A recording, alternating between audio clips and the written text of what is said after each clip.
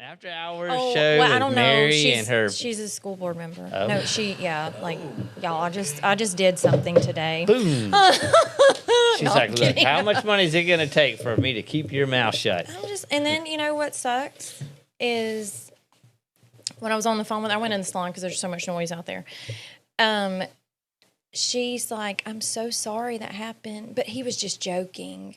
And, you know, I hear that from men so often. And I told her, I said, look, coming from a man, they're always going to say they're joking. Yeah. And I said, things that have happened in my life, like, you can't say stuff like that to especially me. as a woman. Yeah, Come on, and man. I told her, I said, I don't You're want to making be excuses for him. degrade. Yes, and that was hard to take because I wanted to be like, yeah, you he should've said- wanted to cheat on you today. Yeah. And you're making excuses for him. Yeah.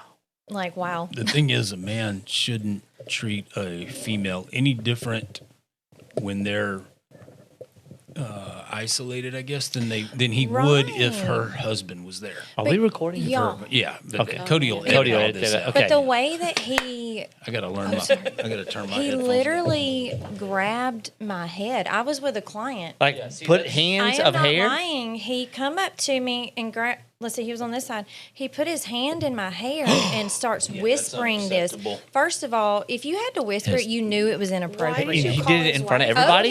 Yeah. Oh, my gosh. Yeah, I would have And hit I that mean, motherfucker. Yeah. You know, and I told my husband, I was like, it's so hard when you have a salon full and Yeah. you don't want to cause this big stink and because I just wanted to be like but Definitely. you know I'm You don't like, have like a taser or something? oh yeah, I got that billy club and a gun. They did shoot him, but salon tase him. If full he gets of back other up, tries to women, touch your yes. tits, then I shoot him. guess. Yeah. If Well, I you would have gave- been like, excuse me, sir, don't touch me. Yeah. I gave her Yeah. one Code. of Yeah. Layton's Tompkins. But I was one like, of Chris's you Tompkins. know, Oh, that's yeah. not the first time. Keep that in your back pocket. But I'm somebody that like I'll give somebody. You're like maybe you just had a bad day. I don't know. You Who's know, this but guy? I'm like, Is that damn, Cash's husband? Yeah. 6 okay. months in a row. Never seen him up and walking. He's I don't kind of a even big know who guy. this guy is, but he Yeah. gave me the egg. Well, Oh, that's him. That's the guy. So he's an older man? Yeah, he's like 70. yeah.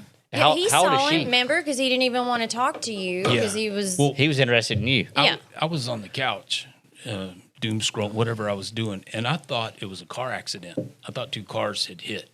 So I jumped up, and when I was walking out the door, it was Mary and him. He's got this old Camaro, and he was trying to close the hood, and the hood wouldn't close all the way. So I just stuck my head out the door. I was like, hey, I've got some tools. And he just kind of looked at me like, And then literally scooted in the car. Like, didn't even say anything. didn't say a word to me. Nothing. So this is before or after he touched This is your head? before. This is a before. couple of days. This was like a couple before. days ago. And then he calls and was like, hey, I need Bethany to cut my hair. Well, and then like after it happened, I go in the back and she was like, I turned his chair because she had him like, I'm across from her. And she was like, he was just like, I fucking you. And I'm like, ugh, you know, and then, of course, I didn't know that was happening behind the scenes. I'm focused Yeah, you here, first saw what you you're know. doing. Oh, yeah. Gross. All right. Get off of Want me me. to come work security for the next Yeah. week? Oh, Girl, like man. I work from home for another week and a half. I can got work you. from your salon if I need to. Right? Yeah. So, yeah. That's horrible, Today. Mary. I'm sorry that Strong you got... start. I'm all riled up. I'm in a Yeah. fighting I mood. know. We didn't mean to do that to you right before you go on, man. Here, have some gummies. It didn't take me too long to realize I was one of the only males. You know, it was all the ladies in the tax office Yeah. and all the ladies at the beauty Oh, salon. we love you here. Yeah. When We I do. was putting my sign up, I don't know if I was doing the lights or something. There's a guy that pulled in, then backed up and backed his truck of like way on the other side of that white vehicle. Oh, yeah. And kind of a tall, lanky guy. He got out. Now this is dusk 30, right? And he's On just a Monday. yeah, Just kind It of was a creeping. Monday. just looking like, I don't know if he didn't know where he was at or he was just looking for something, but I was up on the ladder and I don't know if he didn't see me but he kind of stuck his head in the door looking and then opened the door Your like door? he wasn't sure Yes. if he was supposed to be there or not. And something just And I'm so glad he did. made my hair stand up. And Yeah. I was like, "There you That go." was the original creeper. So Yeah. I got down off the ladder and I didn't walked know he in there. drove. I thought he just kind of walked in. He drove here. He drove. He Yeah. backed in, you know, and that's just so And several doors down. uncanny. Yeah. Did y'all get his picture? Or I mean, So got what his had license plate happened number. was he That's the start. had walked in And I was in the back vacuuming because Mondays I clean. Well, I switched that up. Yeah. Like I'm not even up here on Locky, Monday. locky. And normally I always lock the door behind me, but I had started gumbo at home, and I was going to run up here for literally 15 minutes, vacuum, wipe some It's stuff always down, that's and go the home. story, man. I was just there for 15 minutes. Yeah. And It's a I quick didn't run lock to the the store. door, and I was in the back vacuuming, literally in a corner, and something just was like, walk across the threshold. And so I pull the vacuum back. She probably felt the and evil, man. I literally catch a glimpse of him. He was already in my salon up to He was The like little halfway. halfway yeah. in my salon. Had I not done that, he would have been on top of me in the back in a corner. And the gun's on the other side of the room. But he... Everyday carry is a real thing. I practice But it. he opened the door. Yeah, I walked in and I was like, Because- Mary, you got an appointment? What had happened was I had told him twice, we are closed. Please come back. That's when he kept on and looking at you. he just kept staring, and he was fidgeting with his jacket. And I was like, this man is not listening to me. That was a split second Did you because I get, was like, fixing to deathly run. scared? Now I was fixing to run, and I'm going home. She was about to put some holes Yeah, in. and I'm telling you, had he not opened the door, my You're shy. life would have been changed, Yeah. and his would have been too. He wouldn't have had one. Yeah, he wouldn't have. Hello, Right. Jesus or Satan. Yeah. But it's just, you never know. I mean, and you want to give people the benefit of the doubt. God. But Yeah, Do you you definitely don't want to get ever? your clock punched like that. Yeah. Ugh. That was the closest I've ever felt like he's fixing to get me. well, when he turned around and looked at me, he just He- had this blank stare. And, Like- I Like looked he'd at him, already I made up nodded. his mind what he Like, was fixing yes. to do. I don't know. And And I really feel like he was trying to figure out what I was going to do, because it was like a Mexican standoff. We both were just staring at each Right. other. You're You gonna my, come sit in my lap, girl. Oh, and then I'm thinking, oh my God. wanna pick your I boogers. came in such a hurry. I had thrown my phone and my keys on the couch. Bet you don't do he that shit anymore. No, I'm straight to the back. Like, All right. but yeah. Lucky See, door like for you. dementia age, maybe. That's Well, the best case and scenario I can was think trying to give him the benefit of the doubt Yeah. for being possibly some type of neurodivergent, because he was looking at big me, word. but not quite processing. So I didn't know if maybe there's just a lack. Maybe of he thought he was at understanding. Billy's. I don't know. But It's him Billy's not barbershop. saying anything though, And he's like, did I walk into an alternate Yeah. dimension? Well, this It almost sounds like he thought he was This is really meeting somebody feminine in here. somewhere and wasn't, like you said, wasn't sure if you were, and it was. but it Yeah, was. Oh, it was. We make all But, I excuses mean, we want, but even- that's Yeah, still no, it's- scary, it's yeah. Very scary. But Very it was scary. You just. just hope it's not as I bad as kept it was. trying to Hope so. think about that, and it was just like, surely he would have said something. Surely he would have said, "Okay, I'll come back tomorrow." Where you if going? It's about a haircut, Are you the drug Hey, we gotta dealer get I this text going. on Facebook Marketplace? How did you find me? Hey, look, okay. Yeah, 7:20. that's better. Okay, yeah, let's get Yeah. started. Are Okay, you the local All cereal right. Cody, I near hope me? you're doing I better, saw buddy. online? we're going to start it now, man. All right, welcome to Leesville Tattoos and Views.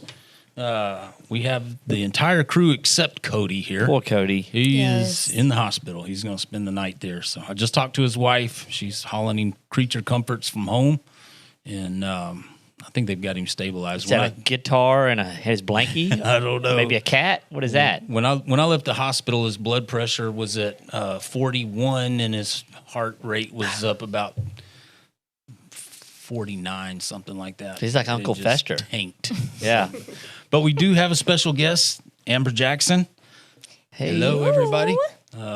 You were running for District 3 City Council. Yeah, that's Awesome. my neighborhood. Yeah, and I've Love got to see a good local people involved in good local politics. Yeah, yeah. For full disclosure, I actually know Amber from many, many years ago. She was my oldest child's math teacher, Okay. and kind of spurred his love of education, I guess. Awesome. Further That's than what it awesome. was. So, yeah, let's start. How was your day? Mine, it was decent. It was good, man. No major hiccups. I was happy. The hardest thing I had to swallow was Cody being in the hospital. Okay. So, All yeah. right. Yeah, Everybody was the good. And then worst. one lady didn't get tomatoes on her burger, but we fixed that pretty quick. Okay. That's an easy fix. Right, easy fix, man. When How you're working with dare high, you. You well, had it's high one school job. kids, man. That's all I got. I'm like, I know you guys can read at a sixth grade level at least. Tomato. Yeah. How was your day? Good. It's getting better. You know, it's getting better. You're lying. Yeah, I mean, it is getting better. I smile when I'm nervous. No, I'm kidding. No, it had its moments today, but we're gonna make the best of it. Cool. I was for kind of our worried you later didn't have your conversation. professional yapper hat on. Yeah. I can't find it. Oh, And I wasn't drinking when I lost it. Like, I lost my I don't know what pedophile happened. hunter hat. I oh, have no idea where it's it was at. on my pool I table, earned that and one. I don't know what happened to it. Okay. All right. Amber, how has your day been? It's been pretty good. I spent this morning working on finishing up some grants that we're trying to submit for my nonprofit, and doing a little bit Okay. of job hunting. Well, What tell is us a about your nonprofit? nonprofit. Yeah. Hey, get up in the thingy. There you So, go. I work for BR Bytes. It's a computer science nonprofit. We work in the computer science education space. So, Okay. fun fact, growing up in Leesville, there was like zero Yes. computer science exposure. I didn't know what programming was outside of what I saw on television until well into college. And so that was just something that was glaringly missing from my education experience. And so when I was going through school to be an educator, I was like, what do I want to prioritize to bring back to my community? And so one of the biggest things was math. We need math teachers, right? There's a high need, always needs a math teacher, a good math teacher especially. But I decided my side quest was going to be bringing computer science to this area. And so I like the gamer reference. Side quest. That's pretty cool. Picking up what she's putting down. I started going to different trainings every summer. I used to go to this training in New Orleans called MSI. It was like Math Science Institute, where I would learn a little bit about just STEM education in general, computational thinking, how to enhance your math teaching, how to enhance your curricula to be more STEM centric. And, but none of the schools I was working at gave a crap about it. That was here. Yeah. Yeah. Here. It'd be like, hey, I'd love to Shocker. I'd love to start a STEM program. I'd love to start a STEM program.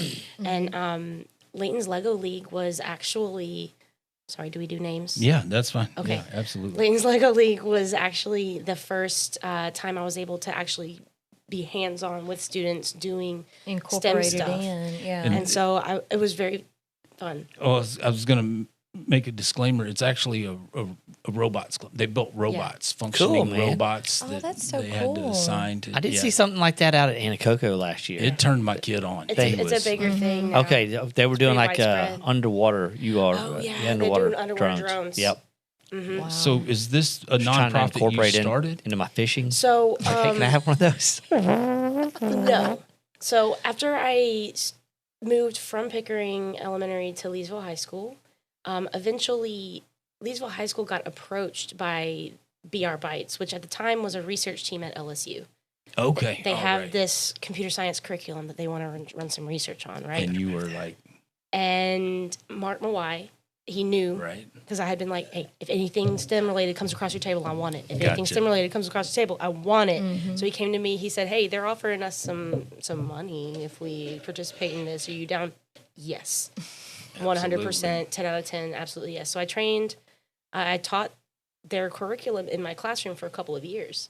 And then they realized that, I've got a background in not just mathematics, but I also have a master's in like special education. So there's like certain classes you have to take to be able to participate in educational research. And I had taken those and they were like, oh, you can help us. Nice. We need you. You're an yeah. asset.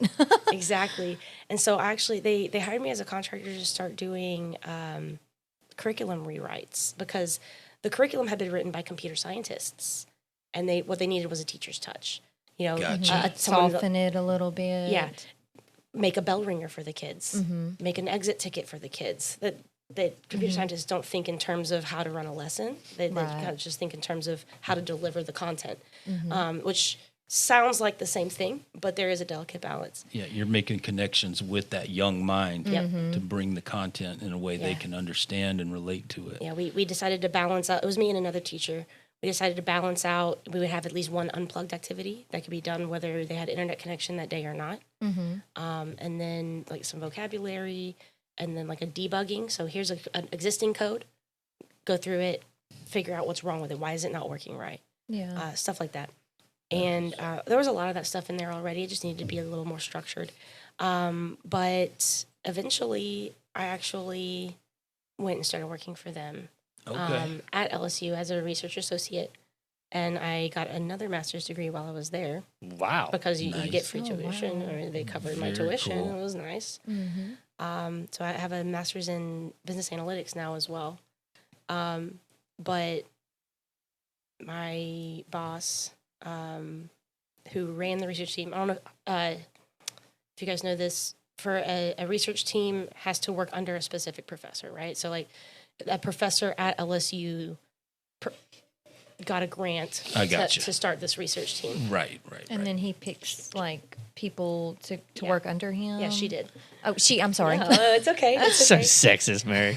Um, I'm well, listening. I promise. her name was Juana Marino, and she passed away last year. Oh, no. man. Unexpectedly? Depending on who you were, yeah, I think they knew for a lot longer than they let on. But Sorry to hear I this. probably Yeah. found out about 5 or 6 months before. Wow. So She had cancer. Yeah. How old Gotcha. was she? She was in her she has grown children. She had grown children. So this program she brought you into and started, it's still going. So the LSU based research team can't be based at LSU anymore because she's Gotcha. gone. Mm-hmm. And nobody else. Right. Nobody picked it up? None of the other professors were as passionate about the project. Oh, no. And everybody else was just a research associate. We were not. So we started our own independent nonprofit. And so There we're you trying to go. continue her work as just a nonprofit. We're applying for grants. Hopefully they come through. We'll see. That's Well, that's cool. awesome. Yeah. Person Yeah. of action. To carry it on. Yeah. If you're looking for federal grants, that's going to be a little bit difficult now. Yeah, it's been With very the, difficult. We were funded by a federal grant. Yeah. Until And- recently. I was about to Yes. say, Yeah. when was that There's a lot grant? of, I was going to say, yeah, a lot of the federal grants have been cut out. Yeah, yeah. That I mean, it money's doesn't going help to that half missiles. the Small money country came from in the the Middle Department of East. Education. That just, you know. Yeah. Now has been defunded. No. That's That's insane. horrible. So other than the nonprofit, Y'all aren't the only ones getting cut. no. I can promise you that. I read a thing where the administration wants to cut federal Medicaid, Medicare, Yeah, yeah. and veterans, Veterans housing assistance. and some kick it more all to than the that. states. And Yeah. if the states want it, the That's states high can level pay stuff. for it. But how many states can afford? I was about to say. I don't know. This idiot know. says a lot of stuff. Yeah, but I don't this know if he's is- I saying anything that makes sense. I don't even know if he knows what he's saying. The math ain't mathing. That's No. just all there is to it. So other than spending time with the grant, do you still teach? So part of our nonprofit mission is to train teachers. So I Okay. have been teaching, but instead of teaching kids, I've been teaching teachers. Nice. All right. So Are they interested? They're showing up? hit or miss. You know, it's really hard to get a teacher to give up 2 weeks of their summer vacation without Yeah. pay. Paid. Yeah, gotcha. So that's where that grant money comes in. When that would- when we can pay the teachers for their time spent in They'll training, show up. They'll Yeah. show up. Like right now, you're probably just getting people that's just a love. They love. They to love teach, and Most of yeah. the people that are genuine. signed up for this summer, and right now we don't have funding, so this summer we can't pay anybody to come, but Yeah. we're still going to train them. Yeah. So we have a couple signed up. They're all return teachers. Oh, So cool. They've I done. gotcha. I They've think done what- it before. Yeah, huh? what that proves is that they trust us and they And want obviously to it get more worked. content from us. Right. Yeah. Yeah. And they're like, well, we don't care if we get paid. We want to know what comes next. They've probably seen the enrichment, in their children, Yeah. and that's a payoff. Well, can you go to this is just me thinking. Can you go to like businesses and be like, hey, look, we have a non-for-profit. Would Yeah. you be willing to Sponsor. sponsor our program? We are actively looking for sponsors. I posted, go to my Facebook page. I posted a sponsor bracket. That's okay. awesome. So we're What's gonna your look at that. Facebook page? Facebook page. Hit it Well, up. My Facebook page is Amber Michelle Jackson. But there is a BR Bites Facebook page. So BR Bites. BRBYTES. Say that again for everybody a little slow like me. BRBYTES. Haha, got it. Okay. Okay. It's BRB, like be right That's back. awesome. Yeah, be right back. That's And cool, man. They've got their Be own right back, Facebook Bats. page. Okay. And so And I I would run the like to Facebook say page, that Fat Boys and Skinnies would like to sponsor you guys with, maybe one or two meals while y'all are doing your 2-week thing. So, Oh, thank you. just come in, make an order. We got it. Yeah, I was thinking they could use my space. Well, it's a free virtual tattoo. teacher training. Oh, it's virtual. It is. So we can reach teachers throughout the whole state. I got you. I thought it was local. Nice. You got any teachers local? I don't know if any teachers took my place teaching that curriculum since I left. I don't think we did. It's probably a think big they no. did. I don't think so. Well, that I love that it's virtual. I mean, That's why I was so because you excited. I was like, can- well, she was talking about teachers. Yeah. I thought maybe there were teachers Yeah. here. Like, Yeah. oh my gosh, that'd be great. You mean you have teachers that I'll give? take a free burger. I she was got like, you. But what about that burger though? But yeah, so I was thinking it was teachers here, and I was like, man, that's really odd that these teachers are really wanting to do this. And I was like, man, if they're willing to show up here in Leesville, these local Least teachers, we can do is I want to buy them some damn food. Yeah. Come to find out, that's not the case. You're So gonna we'll have to send them mail some it. coupons, and they can travel to Leesville, get a free burger. Yes, Go. definitely. Shoot, yeah. Gotcha. It's I'm amazed at how far the technology has gone, but I am dumbfounded at how far behind Louisiana is. Now I'm several decades removed from school, but I had I thought you graduated last year. well, that's questionable. I went to 3 high schools in 4 years. Wow. Oh, that was Just rough. military, so when Don't let him lie to you. I seen this dude's high school picture. It wasn't rough for this guy. when I moved from Central America to Louisiana, to Leesville, No. I was in 6th grade. 2 weeks, I went to the principal and I said, hey, maybe it was the assistant principal. I said, I've already had this 2 years ago. I didn't realize that at the time the school gets a stipend for every military kid That enrolled in the school. And he told me, he said, just hang out, you'll catch up. And I was like, I'm ahead. I had this stuff 2 years ago. He's like, yeah, it'll catch up. I was like, the curriculum? So anyway, went through junior high school, and then my senior year, I went to California. When I registered in school, the counselor literally spent 2 hours on the phone with Louisiana with my transcript, and she came back in tears. She was like, I cannot believe this is the transcript of a senior. She said, academically, you do not qualify to be an 8th grader in our school system. She said, you don't have enough maths or the right maths. You don't have enough science. She said, you've had no computer science. She said, our kids have been coding since the 6th grade. Wait a second. This is when? This was my senior year, In what? in what? California. No, what year? 88. You got to be kidding me. Nope. So my senior year, I had freshman math, freshman English, freshman computer science, I know why. freshman history. I went to Oklahoma. And then I had That's why I'm like, wait, they had computer stuff in three, 88? Yeah. 3 hours I of didn't auto even shop. realize I had Right. Nintendo. That's about it. So my freshman computer science class, there was a freshman with me. Now I'm a senior in this class, and this freshman was already working for Get out of town. I don't remember. I'm going to lie to you. Maybe it was, I don't know. He was working with one of the A company. Silicon Valley, That's crazy. Startups, So, yeah. he was already. He was doing things. After 2 or 3 weeks, we did a quiz, and he went to the professor, and he was like, "He doesn't even know how to turn this machine on. He is so far behind. He'll never." Oh, he was catch saying up. that about you. Yeah, Right. and I couldn't blame him. I mean, I Right. wasn't upset with him. So my senior year, they dropped another class. I don't remember what it was, but I wound up having 3. I think it was math, English, and history, and then 5 hours of auto shop. There you go. And basically, the lady told me at the end of the school year, I was socially promoted, right? Mm-hmm. And she said, I don't know what to tell you to do. Go work in a mechanic shop. She said, other than go back to Louisiana. She's like, you cannot compete with our kids. Even if you go to Votech, you're going to have to take 2 years of You remedial still have classes to catch up. Yeah. just to kind of get even. She's like, there's no way you can go to college, not even a junior college. yeah. I mean, the difference between the education system of California and Louisiana was tremendous. I wonder if that's still the same way today. Well, I've been keeping up with it. Where does California and Louisiana rank now? It's The rankings are There we still relatively the same order of ranking, but the gap has closed some. We have since established national standards that, you had to rise to those standards or you didn't get your federal funding. And it's helped. We still got a long way to go.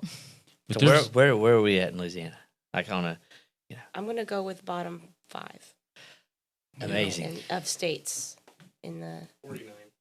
but 49? 49. when I was Wow, fact checker. But there was a different dynamic, and each like school I got district that. was different out there, right? So Wait it a wasn't the same. We're second to The bottom. school district I went to, they were very regimented. There was a huge emphasis put on education.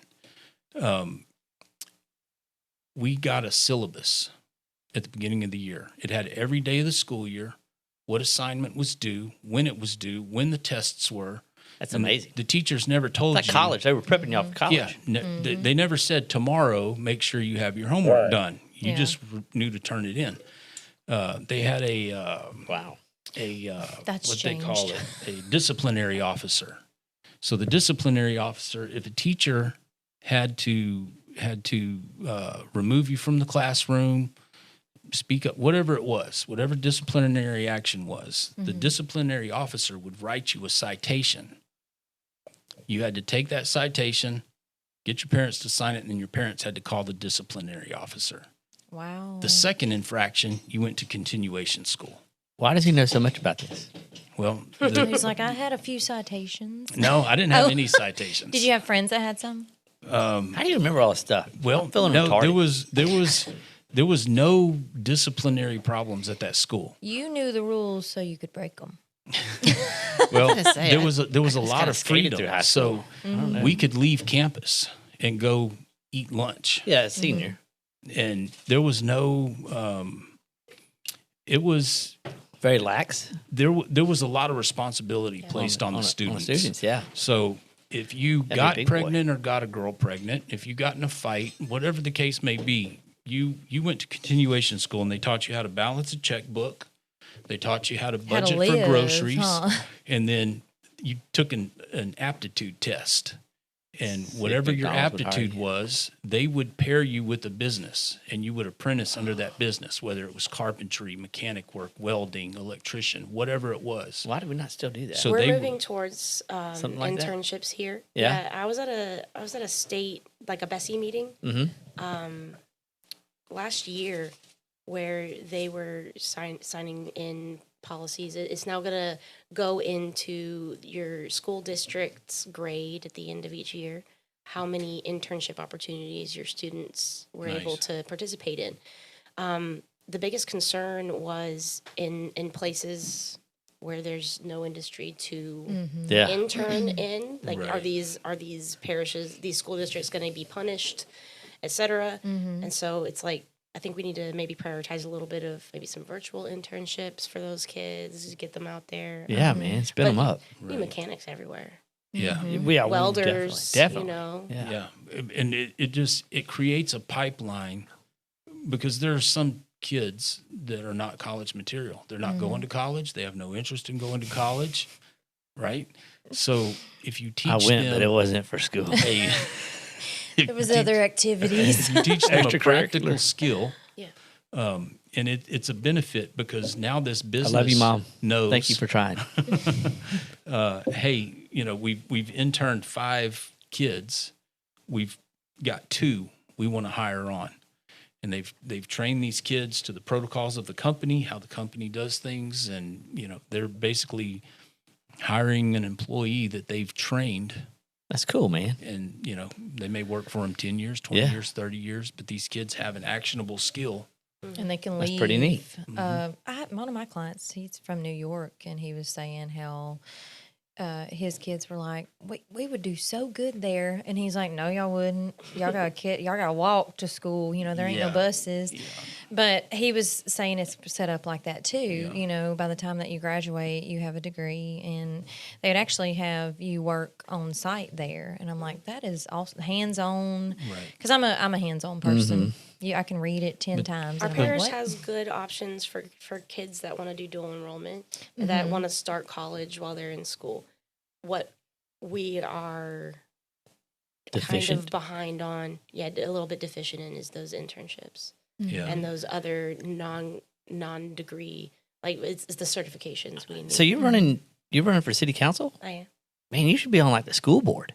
Well, if I don't make city council, I'll run for that next. She's like, that'll be next. Man, we need people like you that actually care. I told y'all she was smart. Yeah. Like, and have a lot of in-depth knowledge, you know. You got to give a crap. Yeah. You're passionate. We love it. Yeah. I know a couple people running for school board that I plan on collaborating with. Nice. So what, with everything you have going on, what was the catalyst that made you decide to run for city council? And you're running for District 3? Everything going on. So let me ask you this. Another side quest. Squirrel. Yeah, squirrel. Not only what made you run, but I want to ask this before I forget, because squirrel, but how many people are running against you? All right, so I'm running up against Nicole Yabarat. She's the incumbent. Okay. And Will Anderson. So it's just the three of us for that one seat. Okay. That's odd that y'all have more people run for 3 than some districts have none. Mm-hmm. Yeah. No opposition. Just walking in. Yeah. So, So what do you think? So Jessica's district doesn't have, it's got some neighborhood, but it's got a lot of commercial property. Okay. So it's sizable, but the amount of neighborhood is a little bit lower. Right. Right. And so I think there's just kind of maybe more people to choose from, because my district, District 3, is all neighborhood. Okay. So it's all right. It's heavily populated. Yeah. Right. Right. I think I've got a bunch. I've been trying to pull those numbers off the top of my head, but we won't hold you to them. Come on, you're a numbers person. No, I'm just all kidding. of them. I'm just kidding. She's got all of them. You know what's funny is I am terrible at arithmetic. I have a bachelor's degree in mathematics education. I still have to do my times tables on my fingers. Nice. See, I'm not so bad. No, not at all. See, that's awesome. the thing. I think that's one of my strengths as a teacher, is that I don't mind You can showing relate. my weakness to the students. Yeah. I'm like, You're like, some look, teachers I can't do it either. will shame you. Yeah. Why are you doing that? Why does it matter? Yeah. Yeah. That's Get it done. It's showing those students child. too. It's like, hey, we can all I tell my get to an girls, answer. man. Yeah. You know, they just do because their mine thing looks a on little there. different than Count yours. it out. You can see them, they get embarrassed. My little girls do, and they kind of do this on their hands. I was like, hey, that's cool, man. That's how I got through school. Yeah. I teach 6th to 12th math, so I'm not teaching arithmetic. I'm teaching problem solving. Right. I'm teaching processes. Right. And I tell them straight up at the first couple of weeks, I'm like, you're going to have to check my arithmetic, or we're going to have to start each problem over. We're all going to have like 10 times. Yeah. We're like, what? And it keeps What's them happening? on their toes. That's cool, man. Right. It's a teamwork kind of thing, But it makes them relatable because they understand she's not perfect. I'm not perfect. We're all it keeps people. that growth mindset. I like that. I really do. It's So relatable. not to get off on anything, because I seen where you were kind of passionate, but when he asked, what is it that got you interested in running, you said everything that's going on. That encompasses a lot. It does. And this is you can guide this however you want. We are like, we So you're the driver. yeah, you're the driver. We don't want to put you in any position that you don't want to be in, but you say what you want to say. In our current, We say what we want to say. in our current political climate, I want to make sure my people are safe. Right. And do whatever I can. And if that means I need to be in a position where I can do what needs to be done, Right. then I will. So what you're driving, what's the main thing you've heard from your constituency at the neighborhoods that you're at? What is their main concern? When you're elected, what's the main thing they're wanting you to see, address? Yeah. So there was a reason I went around, and my first video was going around and dipping That my was finger fire. in the puddles in the middle of the road, Right. right? Because almost everybody Gives a visual they aspect. say it's the drainage. They're sick of being trapped in when it rains, Right. because we just get just floods in the ditches. They're sick of their kids getting off the bus and in ankle deep water, having to change their shoes, change their clothes. And it's just, it's That's not sad. healthy. Yeah. It's honestly not healthy. It smells bad. It's embarrassing. Yeah. Yeah. And we have an ancient system. You know, that neighborhood was designed so long ago. And it's just, and I know it's going to be a lot of work and a very detailed long-term plan on how to fix it. Right. But that doesn't mean just because it's hard, we should wipe our hands of the problem and be like, oh, nothing we can do about it. Yeah, you And got to that's- start. And that's Somebody's odd gotta that they would start. put those people on the back burner because they're paying the bulk of the taxes. Yeah, Right? homeowners. The businesses and stuff and the commercial buildings really aren't. It's a citywide problem. I mean, it honestly. is, Oh but yeah, well Josh knows certain- a whole lot about Infrastructure antiquity sucks. plumbing. Infrastructure here sucks. yeah. And that's one of the, I think, the main driving force of why some of these bigger businesses will not even give us a second look because our infrastructure Just not set up for is it. just not able to compete for big business. Hear me out. Hear me out. Do you think having a passenger rail train, and this is just wild card, Right? would bring more people here and more business here? Like a passenger rail for the city? Mhm. Like a trolley car going down the 171? I would love a trolley car going down that would be 171. Right. so Of all of the cute. towns, it would be so cute. Very quaint. Very- That would be cool. And a lot of the city council people, we did a forum the other day, a lot of them are pro public transportation. And they were like, maybe a bus, maybe a van. And I'm like, can we get a About trolley? something fancy. Yeah. Yeah. I mean, a trolley would work. Really? Yeah, but I think Or tram. even like a passenger train to connect us to Alexandria, Shreveport, Baton Rouge. That would be so nice. Wouldn't I it? mean, with gas being what it is. Yeah. I mean, You know, for if you can commute on a train to work in Alexandria every day, dreams. Yeah. oh yeah. Yeah, That's take pretty- a train to Shreveport for medical appointments. Well, I was about Exactly. to say, like, I mean, my mom, lives on fixed income. A lot of elderly people that don't have the means to, if they have an appointment in Shreveport or something, that would be very, very nice. and we have a huge elderly population. Yeah, and it's only getting older. And people We're about like to join. trains. we're losing all of our young people. Yeah. Right? They're all going Trains are away. cool. Trains are really cool. Yeah. The trains are coming back. Well, and that would be so nice. I know that we put up the stop lights and everything, and I mean, you're never going to get rid of pedestrian traffic, but to help those people out get to work or to school or whatever. One thing I've noticed that is would be our nice. pedestrian traffic has picked up a lot in the last has. 2 or 3 It years, has. man. It's the e-bikes. Is the e-bikes, We need people bike walking. lanes now. Yeah. Honestly. Yeah, I was very surprised. It kind of. I don't mean this in an ugly way, but it took an accident to get sidewalks. Right. And that was like, man, they should have just been here. Well, We if you- have. Well, a they lot were of back people in the day. walking. Oh yeah. They were here. Okay. If you- Okay. Yeah, there were grown sidewalks. They're grown over. I was about to They're say grown over. They're They're- broke. yeah, they're they're not maintained. Yeah, And they're not yeah. visible. And then they kind of got incorporated into like business parking lots. And they're crumbling. Yeah. It's not something you want to ride a bike over. right. One of the things that makes sense about the train, there may be an expense to lay new track, but Yeah. we have trains running on tracks that were laid in 1880 Right. in parts of this country. Right. So we've already got tracks running north and south. There's a spur that runs off to Alexandria. So basically, you'd have to get a passenger car. Yeah.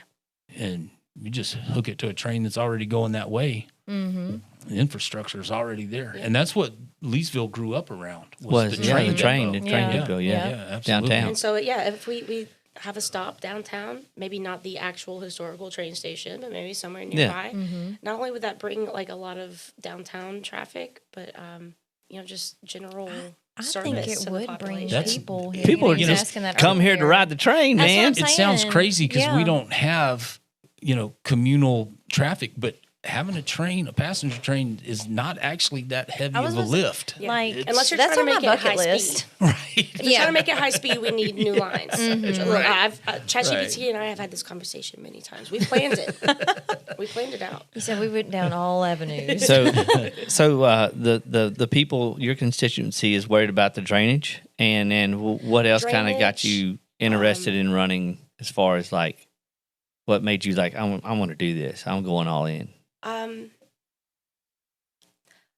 Okay, honestly, I kind of felt a calling towards doing political stuff when I was a little younger and just didn't feel like I had the experience to bring to the table. Right. I feel like I have at least more experience than I did before because I've been working with grants now. I've been doing the nonprofit thing. You just got more life experience underneath your belt, you know. I was thinking about where to run. You know, I thought about running against Mike Johnson for. Right. Yeah. Oh man, I wish you would. Somebody needs to. Well, we do have a guy running against Mike Johnson. I dropped out when he stepped up. Yeah. Conrad Cable stepped up, and I was like, never mind. I'll do city council. We'll check that box. Gotcha. Yeah. I thought he was going to run unopposed again. Yeah. And you're like, that not on didn't my watch. Exactly. And when Conrad came out with his with his kind of first couple of I'm the farmer from Farmerville, I'm like, okay, he can have it. Yeah. He can have it. But also Matt Gromblick, if you guys haven't looked into him, look into him as well. He's running against Conrad as well. He came through. He did a forum in Anacoca, and then he did another one in DeRidder. Okay. Well, the guy running against Mike Johnson is Mike Nichols. Mike Nichols. He's from Pitkin. I think so. Yeah. Is that where he's from? Pitkin? I think he was out that way. Yeah. Yeah. He seems pretty formidable. Well, probably what's going to happen, the Republican Party is going to rally around the incumbent and at some point go up to who's ever running against him and go, look, what do you need to drop out? We don't want you bucking our boy. Mike kind of said that. He thinks that's I mean, coming. that's just how politics works. I mean, that's shady as shit. What's, and I know there's a lot of people that have a bad taste in their mouth for national politics, but local, your vote count, and I talked about this with LaFonda Stelly. All of us are business owners. None of us live inside the city limits, so we cannot vote for city council, mayor. But it affects our business. Yeah, the people that are voting inside Leesville is the seed community for Vernon Parish, and what happens in Leesville affects everybody that lives in the parish. So it's almost like they're representing 8, 10, 12 people with their one individual vote. So the idea that you're going to have a turnout of 11 or 17% or 22% is disappointing. I mean, I'd like to see 80%. Yeah. I think we're gonna have a better voter turnout. Do you? I don't know why. I just have the feeling we're gonna have a and I hope turnout so this year. Yeah. To all the men out there, if your lady tells you they have a feeling, trust it. Just Intuition. Females have an intuition we just do not possess. We lift heavy stuff. But so I hope you're right, man. I hope you're right. Would be nice, yeah. But getting local, I mean, that's kind of my thing. Local. That's how you defeat this new world order, one world governance. Oligarchy. Local. I mean, that's where you make the biggest change, right? How family, friends, or do they think you've lost your mind getting into politics? Are they supportive? Oh goodness. So a little bit, but also a little bit not. My friends aren't surprised. Right. I had been juggling the idea around for so long and just putting it off that they were like, "Oh, you actually filed the paperwork. You're gonna do it." Yeah. Which office? You said I didn't put a date on it. I just told y'all it was coming. But then, so I think the first person that was like, "Have you lost your mind?" was my neighbor, Dwayne. He's a school resource officer. Okay. Right. He was Right. like, "Have you lost your mind?" And I was like, "Just my address is public record. Keep an eye out. All right. Yeah, you don't have to support me. Just watch my back." Just make sure I'm safe. Just protect and serve. Yeah. He always does. He always watches my back. He'd be like, "Hey, if I'm out of town, he'll be like, hey, there's a truck in your driveway." I'm like, "Oh yeah, that's my friend feeding my cats." He's like, "All right, just making sure." That's awesome. Thanks, Fred. Yeah.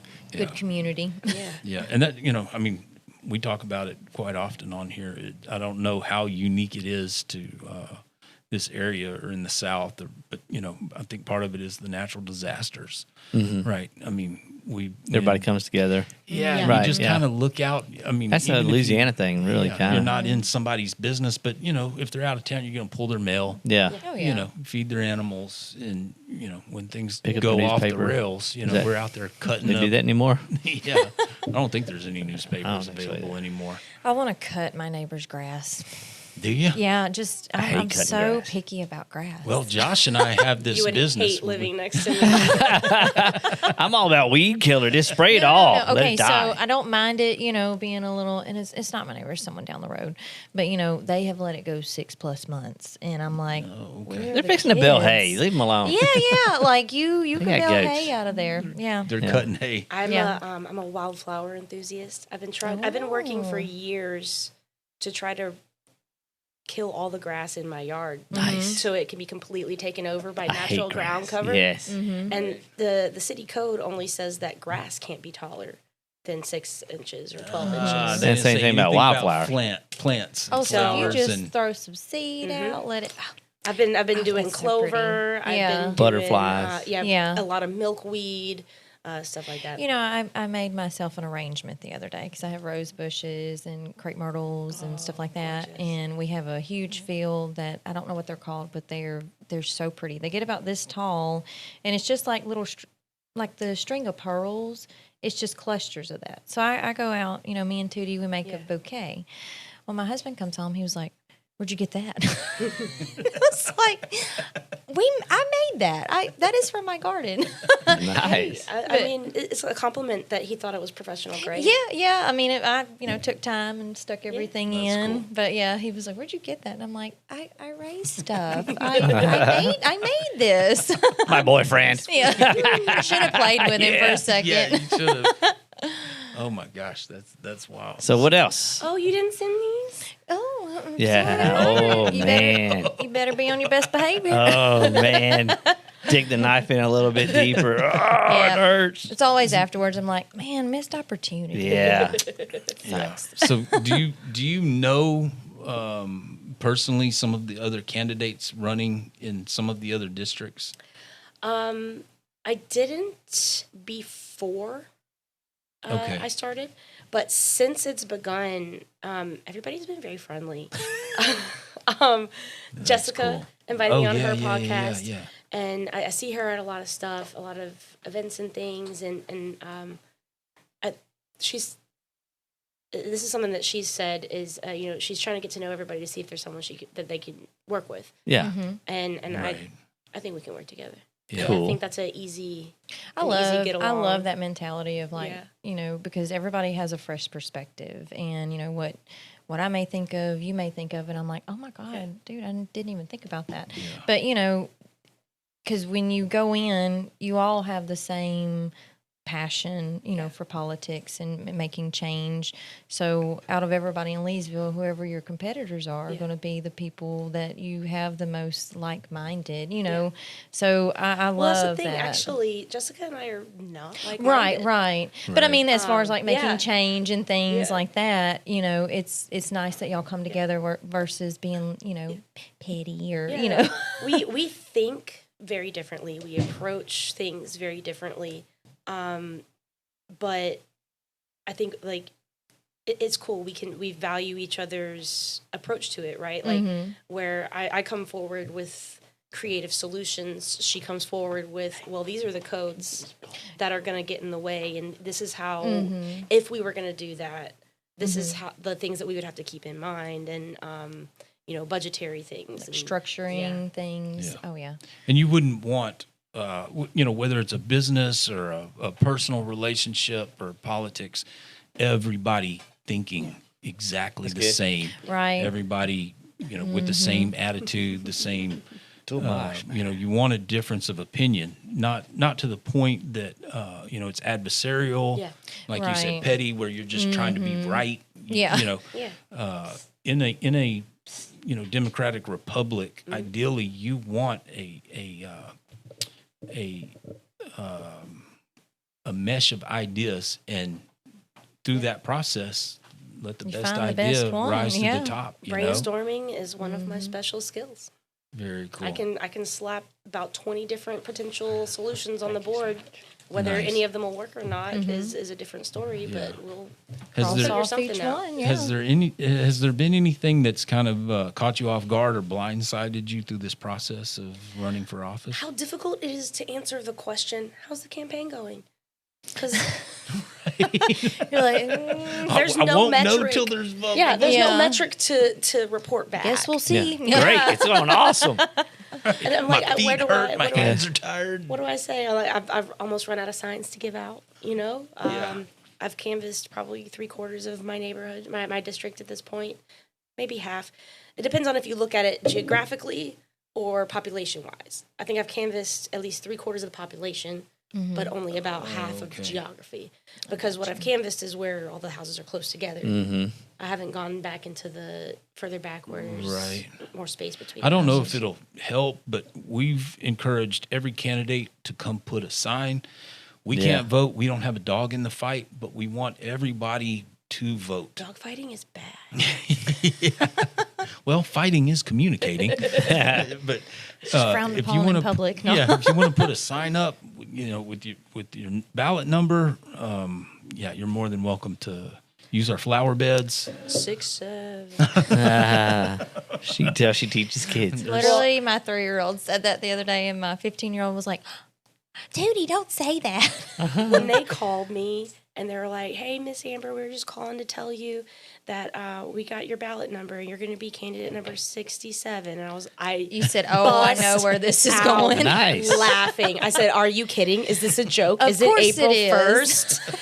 And they were like, "Nope, that's your number." I was like, "How was I so lucky?" Right. Nice. It's a whole slogan on its own. Yeah.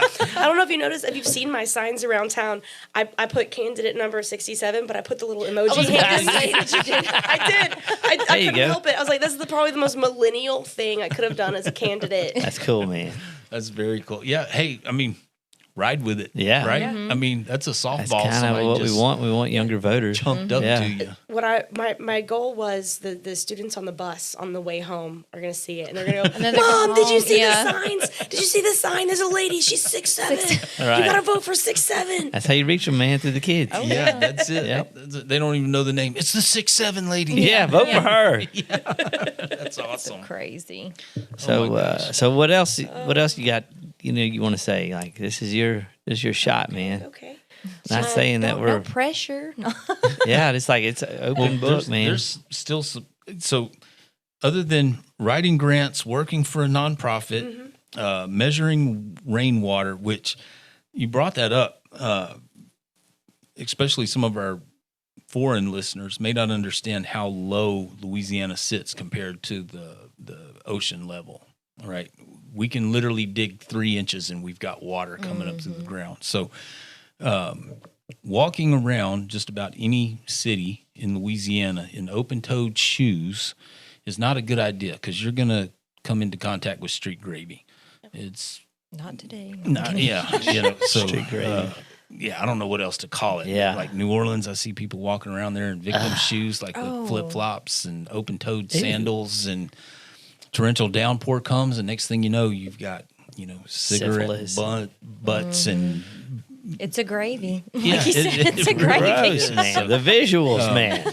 when I saw your video of you walking around measuring the water, I Oh, yeah. knew before she said anything about drainage, what that was about. Because you know we'll have a drain grate at the apex of the street. The street runs downhill from the drainage. Yeah. You said, who I mean- designed this? Well, someone who wasn't psychic. They didn't know where they were going to lay the rest of those, where they were going to lay the rest of those streets 50 Yeah. years later. You know, Right.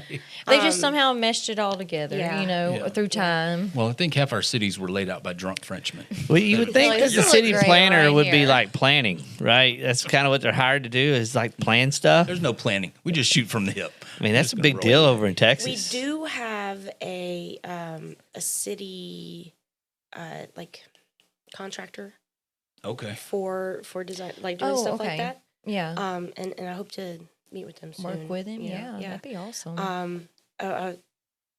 Aside from that, though, I feel like a redesign at that scale might require a bigger team than just one guy. Yeah. Yeah, And definitely. there are grant programs at LSU. That help out with that. They do. They send entire teams of I'm sure there's civil some- engineers. That's the was- word. I was Yeah. going to say there's Yeah. probably some really ambitious, smart So we have civil engineer students that We have a would civil love to engineer jump that's on on staff for the city, and then what they send is an interdisciplinary group of students and Who are motivated. and contractors. Yeah. You know, what maybe they have a special skill in, like, you know, horticulture, where Yeah. they're going to plant trees that are going to soak up, you know, or whatever. And so it's just Right. this big team of people working on a unified whole. that. Sweet. And I like think it. that I like where you're going with this. Well, well, I'm looking at I like think we start with seeing what we can fix first. yeah.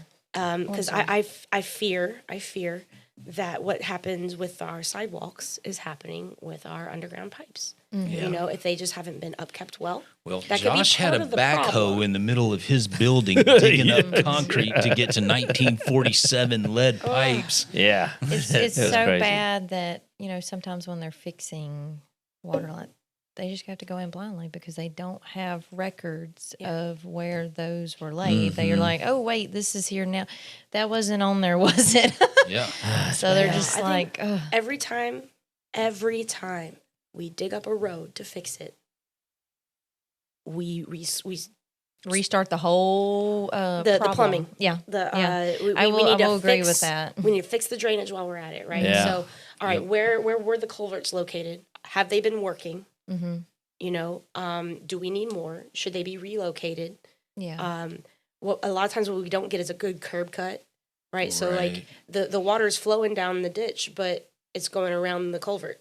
yeah. You know, whether it's just Missing the whole not purpose. whether it's just not flowing Yeah. that direction, or you know, there's too many leaves there because Mm-hmm. nobody's been cleaning it up.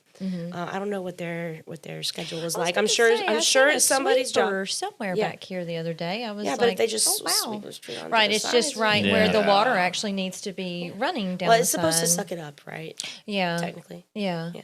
I was impressed. That was the first time I seen one here in Leesville. I don't Yeah. know if it was just somebody divine intervention. running around in the Once truck. every 6 months, Yeah. they bring it out. I've seen them. I think it's a contractor. I always turn and they had just redone the road right here as you go behind Hana's, and then you turn by the dance studio. Right. I've seen him 2 or 3 times on that road, keeping it clean. I guess because it is brand new. The gymnastics. Mm-hmm. The gymnastics place. Yeah, that Hana's? road that Yeah. runs right in front of it. Yeah, I've seen him. It's usually when I come in early, about 8:30. That's a I good say little early. gymnastics place. Do you know its name? Shout out to that gymnastics place. Is that Joan Cathy? It's No, No. FTK. no, that's not that either. Not that one. Not the one that's by Hana's. Is All that gymnastics. All that That's it. I was gymnastics, like, yeah. wait a Wow, minute, we got one okay. more. Yeah, yeah. They got it. So the dance studios have a lot of times they have a gymnastics program, but it usually focuses on the younger kids, and just like your foundational. Can you do a cartwheel? You know, I got you. type of stuff. Yeah, my daughter had. They used to be in the Berrytown Shopping Center, and she used to do tumbling and stuff there. But then she started.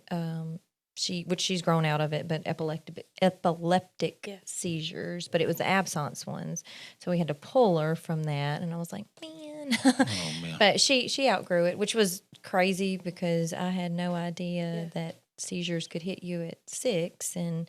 Hopefully by 9 to 10, you know, you grow out Grow of out it. of it. Yeah, I had no idea. As a parent, that was my first time.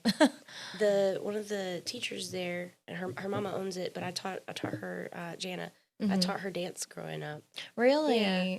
Okay, so you have a background. Okay, she really has done everything. Yeah, I worked at Joan Cathy's dance studio for 15 years. Oh wow. Well, okay, that might be an exaggeration. She's like a really, really. We're going long to go time. with it. I 15 started- sounds good. I started my senior year of high school, and then I kept teaching there until 2021 or 2020. So, and I graduated. So I started my senior year 2008. We're doing the math on our 8, 9, fingers. 10, Yeah, there you go. We're like we're all counting. A long time. Yeah, it was a long time, Mm-hmm. That's very cool. a decade ish. I loved it. I loved dance. It's the process of, you know, doing the choreography, putting the visual together, all of the moving parts, And then watching it come together. watching at it come the end. together. Yeah, It's funny, like I said, creative vision, I've got a lot of creative, there were a lot of times that people would be like, what are you, I don't see what you're trying to put together here when we were doing it in the classroom, right? Yeah. Because it would be like 2 or 3 different groups that are going to be doing on stage at the same time. They don't see it all together. And then afterwards they would be like, we are so sorry for ever doubting you. Yep. So sorry about that. That That looked we amazing. see it now. Yeah. The vision was there. But yeah, it was. And I'll I say miss the that's, kids. that's hard to find people that just have vision. My husband is one. Like, I can buy an old piece of furniture and be like, oh, I'm about to, this buffet will be a coffee bar, okay? And he's like, what are you talking about? Yeah, like, so, I'm going to repaint it and everything, but Well, even going back to education, right? There's so much emphasis on passing this test. They've gotten rid of a lot of the creative art process, and it turns on a part of the brain, right? Yeah. It's like the cursive writing. When somebody is writing in cursive, they're using a completely different part of their brain than, if they're just doing print. But whether it's dance, painting, music, being creative, it turns on, these pathways that, lay dormant until you're doing something like that. I didn't understand the power of visual language. But overseas, when we would move somewhere, we didn't speak the language. We couldn't watch TV, and me and my brother were somewhere, and he needed to use the bathroom. Well, I didn't know the words, but I took a piece of paper and drew out a toilet and a sink and a mirror and showed it to the. She was like, "Oh, yeah, there it is, that over away. there, cool." And that's when it dawned on me, like, whoa, communication. Yeah. There's so many different avenues for that. Yeah, and when you limit those avenues for children, you may have a really talented child in dance or art or whatever it is, and it's never tapped into. Yeah. Every child is gifted. You just have to find their gift, right? I operate on that. So I went to my master's in education is in special education for the gifted, and one of the classes I took was specifically for cultivating creativity in students, regardless. They didn't have to be gifted students, but I try to apply that not just to like every subject I teach, right? It's not just like gifted enrichment. It's applying that in math, applying that in dance, applying that in their computer science. And honestly, I just apply it in my life. You may need to start applying that to politicians. Bring out some talent and get them to move certain ways. So other than... something that convinced me to run here, I think is kind of the vibe we're on. One of the main things that people want is for our young people to stay. Yes, we talk about that a lot. And if everybody on city council is over 60 years old, how likely is it that they're going to figure out how to do that? Right, because they don't have the same struggles as the younger generation does here. Yeah, you brought up a great point. Like the out-migration in Louisiana as a whole is an issue. But, I'm not talking about our city, but if you go to Washington, even in Baton Rouge, we've got oxygeneers. Who was that? Diane Feinstein. They had to wheel her in a wheelchair. She didn't even know where she was at. You've got people that are 80, 78, they don't even 92 voting on policies that they will never see the consequences of. Our last 2 presidents have been over 80. I mean, we need younger people. There's no reason why somebody that's 35, 40, 50 years old can't be in these positions that have been occupied by somebody for 20, 40, 60 years at some point. Give us some young people relatable. are perfectly capable, right? If you go back and read like the Federalist Papers or just read documents from history, you've got 12-year-olds that were going overseas as a scribe for the ambassador. And, if we tend to underestimate children's ability. How capable they are. And I don't know if it's like a protection thing. It was turned into that. But, I think sometimes it's a pride thing. Do you? I think a lot of people don't want to think that a younger person can do something as well as or better than them. See, as a parent, I want my child to blow me out of the water. better As a than parent, me. Yeah. yes. But everybody else. And as a politician, Yeah.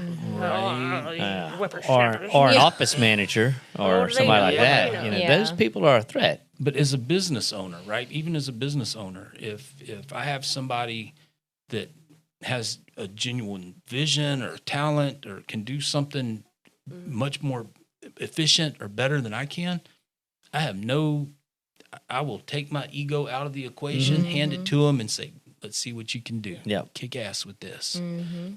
Go for it." Good mindset to have. Yeah, it really is. And, when you've got oxygeneers that are locked in their ways, we've got people making policy that don't understand the technology that's available. They were talking about replacing the inspection sticker. Well, we didn't want to get rid of the inspection sticker to have more government oversight and tyranny. So now they're going to give us a QR code. How stupid is this?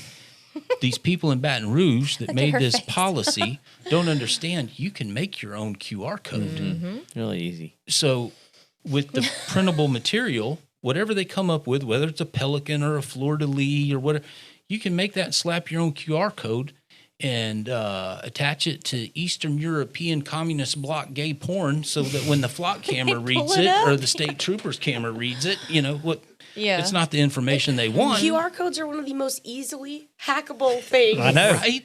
ever. So this is what the state's going to. Do not just go around scanning random QR codes. Don't do that. PSA, okay? So, but this is Not the a brilliant good idea idea.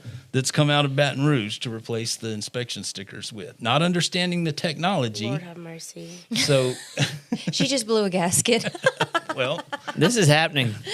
Yeah. It's real time. these are our fearless yeah. leaders that, don't. That's why me and Cody are like, we gotta keep it local. We gotta concentrate on what we can do here because we're screwed everywhere else. Nationally, we're done. Yeah, for. statewide, we're screwed. She was talking about her conversations with ChatGPT. I was listening to a radio program that I call in. Josh calls in, but this legislature from Baton Rouge was explaining to the host that they're not going to do any tax changes for the next year, maybe two, till they can see what the changes they made the previous session actually do to the budget. And I'm thinking, we have technology. Yes. You don't have to wait 2 years. It You can plug in the compute it, parameters, yeah. and you can even put in different variables. We had 2 hurricanes. We had Yeah. one hurricane and, Yeah. and See a how it affects wildfire. each, It will lay out for you you don't have to wait 2 years. That's the bureaucracy slowing it down to protect the money. Yeah. I'm just like, The bureaucracy protects itself. let's get with the program. They don't want that. The technology is available, but you don't know how to use it, so you're going to avoid it, and let's just keep doing the same same It's old. like we have the technology for government efficiency if the right people were designing it, It would benefit. Yeah. What you need is a team of people, a team of people that are an expert in that field They did that to with sit Doge, down with. and they got canned. So the difference between Doge and a team of people, so like let's say they're looking for fraud, right? Right. Their team were not experts in fraud. Right. They So were they really experts in didn't know- technology. Right. What you need is experts in technology working with a team that are experts in fraud. And they work together to develop algorithms that Little red that flags. replicate what the professional would have done if they were scanning everything on their own. That's very different from if contains word equity, then delete. Right. That's 2 lines of code that a 6th grader can write. So there is a big difference. Well, I was watching a live with Elon Musk, and he explained that it is so bad out of D.C.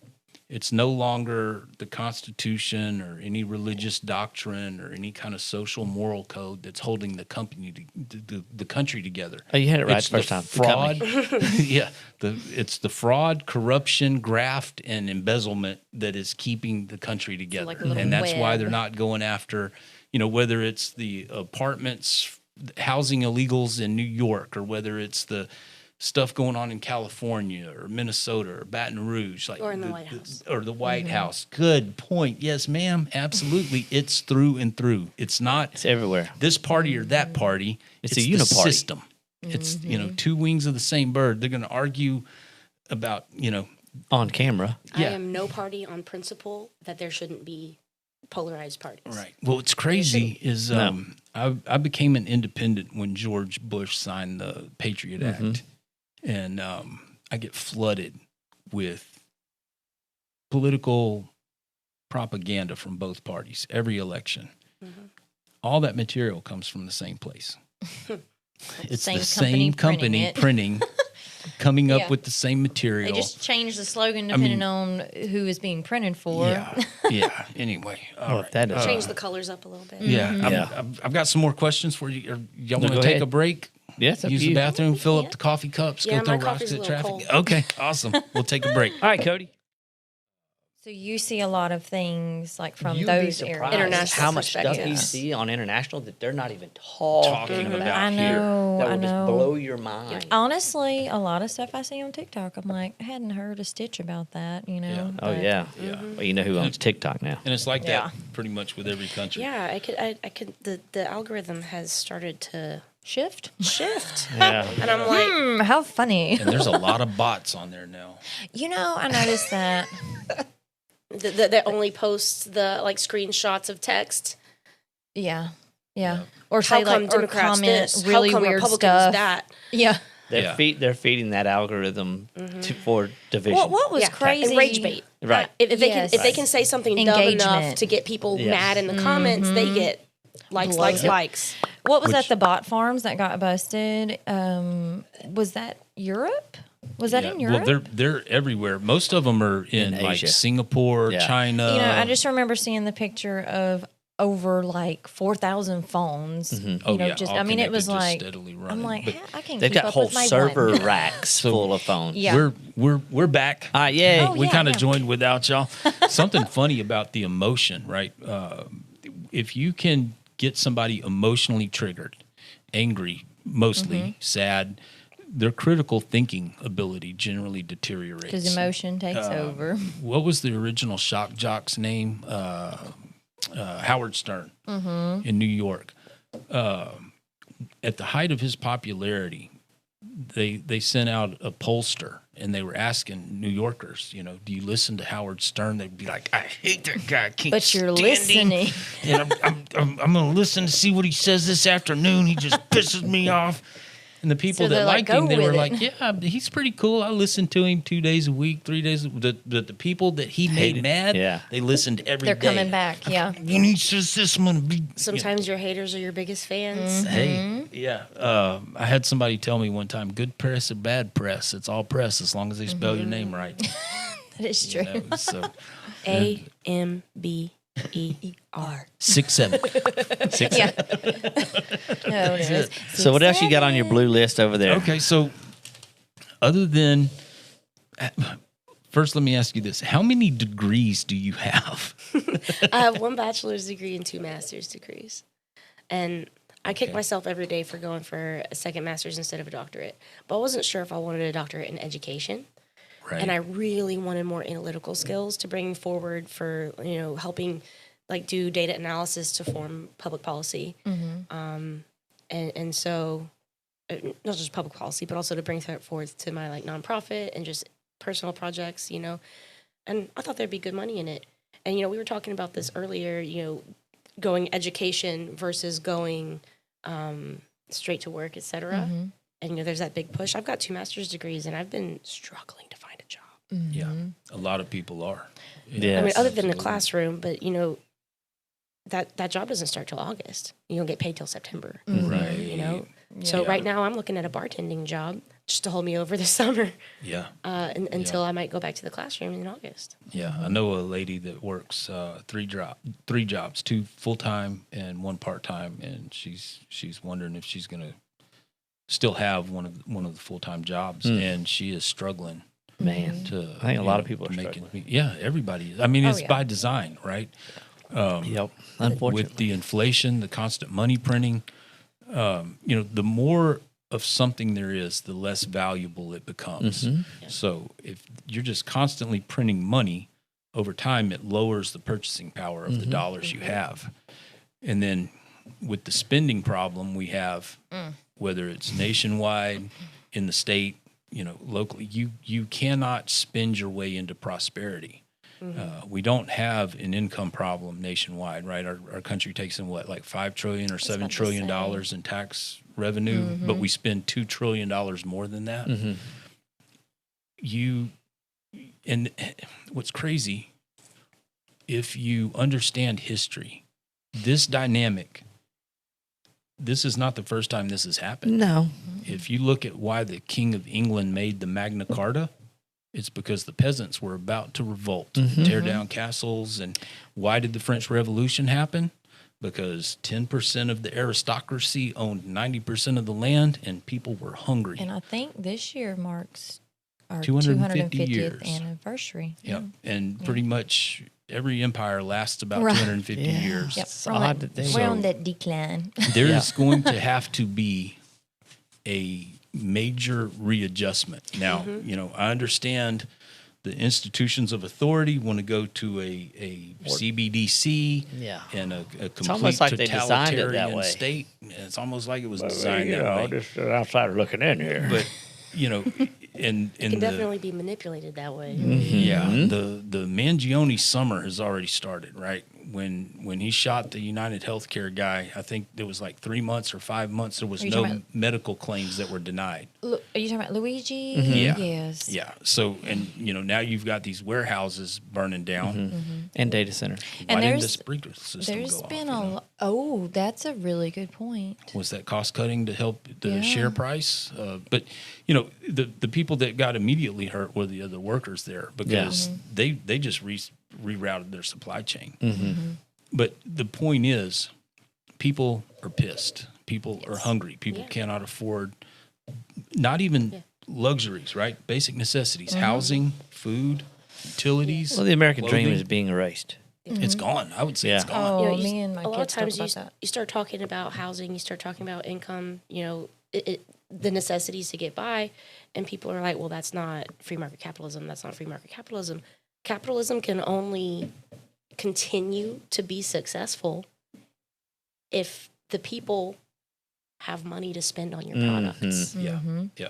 And if they don't have the money to spend on your products, The how are you going to system make fails, money unless right. you're just manipulating their necessities? Well, come to find out, So- the government is like the biggest buyer of I forget Treasury bonds. Well, not that only, but like they're the ones that's propping up all of the consumer goods that are purchased by like half, Yeah. Well, like government entities. Used to, government spending wasn't included in the GDP measurement. I don't remember what year they started adding government spending to into the it, yeah. GDP. But to your point, when people, I don't know how to say this. Have had enough. Yeah, there is going to have to be just an astronomical redistribution of wealth. We have not had free market capitalism in a very, very long time. Well, it's funny because there's people talking about billionaires talking about it because they're worried. Yeah. Well, I mean, Well, the that's why they government build has- bunkers. The government has been picking and choosing winners and losers long time. for a really, really long time. I mean, you look at the economy. The price we have a K-shaped economy. People can Google that and figure out what that is. But you look at the price of a barrel of crude oil in the futures market, what's on paper, and what's actually being paid for it. Yeah. You look at the price of housing, right? You've got an elderly person that bought a house in 1957 for $46,000, and they want to sell it for $1.3 million today. No different square footage. It's not that the price of the house went up. The purchasing value of the dollar went down. So when you don't own anything, when you're just renting, when you're just leasing a car, when you're, you don't have any ties to that community. You don't, you're not planting roots. It creates a dangerous dynamic. At some point, And that's why I advocate for nonviolent civil disobedience, right? On a random Tuesday, nobody do shit. We don't go to work. We Except for don't eat drive hamburgers at anywhere. Bad Boys. We don't purchase anything. Everybody just chills at home, right? Maybe Wednesday, maybe Thursday, we all go back to work like nothing happened. But we just shut the shit down. Because one day And then on Monday. nationwide would be absolutely detrimental. Yeah, and you wouldn't need 100%. I mean, if 23% participated, What day was it this year? I think it was. They did one this year. I was about to say, I seen but I think it one- was like Black Friday, so it was like yes. Oh, the yeah. day they expected Yeah. it to Don't be do it. their Don't biggest. Right. do it. Yeah. Was going to be their lowest. I canceled my Amazon subscription a while back just out of Go ahead. spite. yeah. Yeah. And I mean, part of the mantra I sing when I call that radio station is local, local, local, right? Stop swiping a credit card. Yeah. Stop swiping a debit Cash, card. cash, Go to cash. the ATM, pull cash, because Yeah. the value stays in the community, right? Mhm. Yep. If I take my kids to Mary, get their hair cut, and I hand her the $100 bill, that $100 of value is now all with Mary. She takes her family to Josh's, buys a meal. That $100 is now sitting at Josh's. Well, she's also going to have change back. He takes it, but that I'm gonna tell you to 100 keep it. Yeah, well, she gets the change, and the Right. change you give her, that still has that value, Right. $20. Right. But that $100 bill still now has. I like its the value analogy to that you were talking about the other podcast about how the credit card use devalues over time to where at the end of like Well, yeah. 10 or 12 If- transactions, it's just null and If void I take because my of the kids 3.5%. Yeah, if I Give no take my charge kids to on get that. their hair cut at Mary's and I swipe a debit card or a credit card, people think because it's a debit card, you're spending your money. The bank's already loaned your money out. Yeah. It's gone. But that $100, I'm now, it shows up at Mary's account as $100 in digits, but 3.9% has gone to the bank. Yes. And then she goes and spends that money at your place, and 4.2% Here's has where the gone to math comes bank. in. And eventually, with enough transactions at 2.2%, 3.7%, yeah. whatever it may be, that $100 of value is now sitting at the bank. It's gone. It's been sucked out of the community. Have you seen the post offices that have started to be banks as well, where they don't lend money out? So it's just 100% your money is in your account, and it's kind of revitalizing the post offices. Oh, I like that. It's kind of like a little Yeah. savings deposit box there. Exactly. I like it. Me too. That's pretty awesome. That's in America? I don't remember if it was just an idea that somebody was putting out there, or if there are cities doing it. Just to kind of like Yeah. stop dealing with the Well- banking system and make it I, more of. I remember seeing it a couple years ago. Well, I mean, Something at you- this point, your money isn't growing in the bank. Oh, you no, know, absolutely You not. can wait all year and you're like, oh, I'm getting 5 cents. That's the thing about the post office one, though, is they're not lending money out, so they're not going to be able to give you any interest. right. Right. The interest is kind of like our reward for letting them take our money. Yeah, thank you for holding it. Yeah. Yeah. Here's a little bit because we But if you could have lost it. Yeah. So I wonder with that idea, would they be charging you, since it's like your box, a fee to hold it? Because at the bank, it's Yeah, that would make sense. 25 whatever to hold it, and Something you don't see in the history books. One of the things that got us over the Great Depression, individual communities started printing their own money. That's where the wooden nickels came from. And it was catching fire Yeah. even after the Great Depression, and they outlawed that, Yep. nipped it in the butt. They Yep. were like, nope, you're funneling it into the central bank, Right. whether Control, you want to control. or not. Yeah, absolutely. So other than getting degrees, running for politics, working with your nonprofit, what do you do for fun? What do you do for entertain yourself? I love And to sing karaoke. do you? I do. Okay. All right. I'm also an artist. My grandpa was a tattoo artist. Okay. And then on the other side of my family, my nana was a painter and a crafty person. All right. I'm more artsy than I am craftsy. If I can see it, I can draw it. I love painting. I love drawing. I've designed a lot of my own tattoos. Lee's like, do you want a job? That's just what I was thinking. Like she's saying, she's having a hard time finding a job. I'm thinking, Say, like, if you're okay, hiring all for right, ya. yeah, I could, well, I'm still Apprentice? recovering from surgery, Yeah. so I'm working on a limited basis. But Yeah. Call me, beat me if you want to reach me. Okay. Yeah. Shoot. Yeah. Opportunity right there. I'm telling you, man, it's what it's about. And Bringing that's- the community yeah. together. That's You know, what's I've got experience, making, the transparencies, Right. transparency paper and everything. Because I used to work at my grandpa's shop for a little while. yeah. So you're already familiar with the You shop kinda have the- environment. And, I apprenticed under Katie for a couple months, but then I started my first master's program, and I was like, I can't do both. There's no time. Yeah. Yeah, no. yeah. But now she has time. Look at there. Yeah. How that works out. So you sing karaoke. What do you sing? What's your main artist you Drops of Jupiter. like? Okay. Oh, okay. that's a good Train.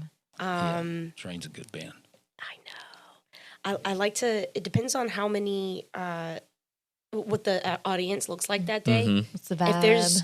If there's enough soldiers in black T-shirts, I'll do like My Chemical Romance Okay. or like Nirvana. Yeah. So you like engagement. Yeah. Yeah. If there's a lot of bikers, I'll do the Eagles. Okay. I like to do Life in the Fast Lane and dedicate it to my grandpa. Oh, yeah. Because you know what that song's about. So Yeah. Yeah. Cool, man. if That's you know, you neat. know. Right? Mm-hmm. He lived a wild life, fast life. Yeah. He lived a full life. I actually knew your grandfather. Yeah, sweet guy. A lot of people did.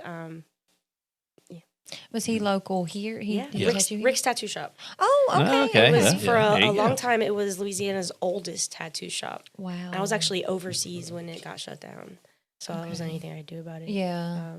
But Wow. yeah, it was where Bad Apple is now. Okay. Yeah. I And got people my don't notes. understand, like with the military base, when it was Camp Polk, as soon as they opened Camp Polk, tattoo artists, I mean, Leesville has a very rich history of tattoo artists. There are some wild stories about this place. And bars. I've heard some wild stories. Yeah. Lots of bars. Yeah. Well, the thing is, my grandpa ran his shop before tattooing drunk people was Ft.Polk. Yeah. And he was right there Yeah. in between what used to be the Red Horse and I don't remember what they called that big bar with they had the Toontown. It was Wild Ride. Wild Right, Rides. yeah. Yeah. Okay. Yeah. Listen to Mary so coming people- in clutch. Not People that were I've been always there, no. on foot coming back and forth. Oh, yeah. They'd be tattooing bikers till 4 a.m. Let's say you Yeah, walk out of a bar, yeah. you've had just enough to drink. You're Yeah. like, hey, getting a Yeah. tattoo is a really good idea. What she was talking about, there were no rules and regulations Right. at all. I Yeah. mean, it was like the Wild West. Mm-hmm. If you walked in a tattoo shop and you were standing and had money, you could get You a got tattoo. a tattoo. Yeah. I don't remember what year it was. The Department of Health and Hospitals invited a bunch of different established tattoo artists to come down and kind of draft rules and regulations for the state. And the guy I was apprenticing under, he was one of the, so I was involved in that whole process. Well, And- that was nice of them to bring everybody in and ask, hey, They did a good job. What stipulations do we need to, versus just Well, making that stipulations? that was my first interaction with any kind of government body. Mm-hmm. And I think we went down there 4, 5, 6 times and came up with what I thought was a pretty good draft, a pretty good outline. Mm-hmm. But then they took it to the legislature, and through that governance process, the bureaucracy, Bless you. what they came up with, they went way too far in areas that had nothing to do with public health and didn't go far enough in like, areas whoa. that did have something to do with public health. Now, that was the first iteration. This has been several years now, and they've kind of refined it and gotten it down. But it's But they tried to go full OSHA, but it was like, that's too much, friend. yeah. You're like, Well, I I can't mean, even it's- work anymore. It's still a pirate's life, right? When COVID struck, the governor issued a memo for the body arts industry and said you're shut down indefinitely. They gave no time frame. And tattoo artists immediately went, "Oh, yeah, okay, cool." Well, there Whatever. were no shops open, but Things were being Yeah. done. home visits became real popular. Yeah. Hotel parties became, so you can't deny people a living. They're going to find a way to make a living. I mean, whether it's any kind of prohibition, you're instantly going to create an I love how underground we market always like revert back to that. We're in a pickle. We're like, Oh, no, yeah. you know what? Ancestors, we got this. Yeah, that's right. Well, the only reason why rules work is because we all agree to participate. You know, a lock only keeps an honest person out. So as soon as it's human nature, Right. Especially, this part of the country, no man's land. Yeah. Yeah. Every outlaw for how many generations came here? Mm-hmm. You know, it's in our I DNA. did a lot of research on that. I didn't realize like the Sabine Pass and everything, like on it was called No Man's Land because it was, that was the hideout. Burr, James. Yeah. I mean, there's That is a very interesting history. yeah. Midkiff. Yeah, I mean it's a rich history. I mean, I remember my grandma used to tell this story. God rest her soul. She thought it was wild that it was such a big change for her that they had to stop smoking inside the tattoo shop. Oh yeah. That she would even years after she didn't really have her hands in the tattoo shop anymore because the younger people had taken over and they were kind of just at home. Yeah. She would randomly show up and be like, "Can I smoke in here?" just to test them. Yeah. And they'd be like, "No, ma'am, you're crazy. Get out of here." Yeah. And she's like, "Good, you passed the test." She's like, "But if you would have let me know." Right? Her other she used to tell me this. I would have loved to have met her. Oh, you would have. She was a hoot. She was a hairstylist. She did hair? A hairstylist for a little Yeah. while. Yeah, they had when they were over at Sandy Hill is when that used to be in a Trench bigger Road. area. Yeah. Yeah. They had a tattoo shop on one side, Mm-hmm. a bar on the other side, and somewhere in the middle was her hair studio. Could just get everything you needed right Yep. there. Nice. One-stop shop. One-stop shop. Then one of their artists got killed in that parking lot, and they were just too traumatized. They couldn't be there anymore. They moved out here onto the hill. But she said she, when they would hire new people, she'd be like, "All right, you ready for your drug test?" And they'd go, Oh, "Drug God. test?" Yeah. And she started sweating. "Yeah, if you pass it, you're fired." We don't want sane people working here. Not sober people. Yeah. That's funny. It's a Some crazy things bring industry. out creative elements. I get it. I get what she was putting out. Oh no, it wasn't the creative elements. She was just about that life. She was just She about was going to mess with you. No, it was the fast lane. You know, she and my grandpa, they were in it, and it's genetic. I stay away from that. Yeah. I stay away from that. Yeah. Yeah. Other than the caffeine. Yeah. Yeah. Well, we were talking about it a while back. The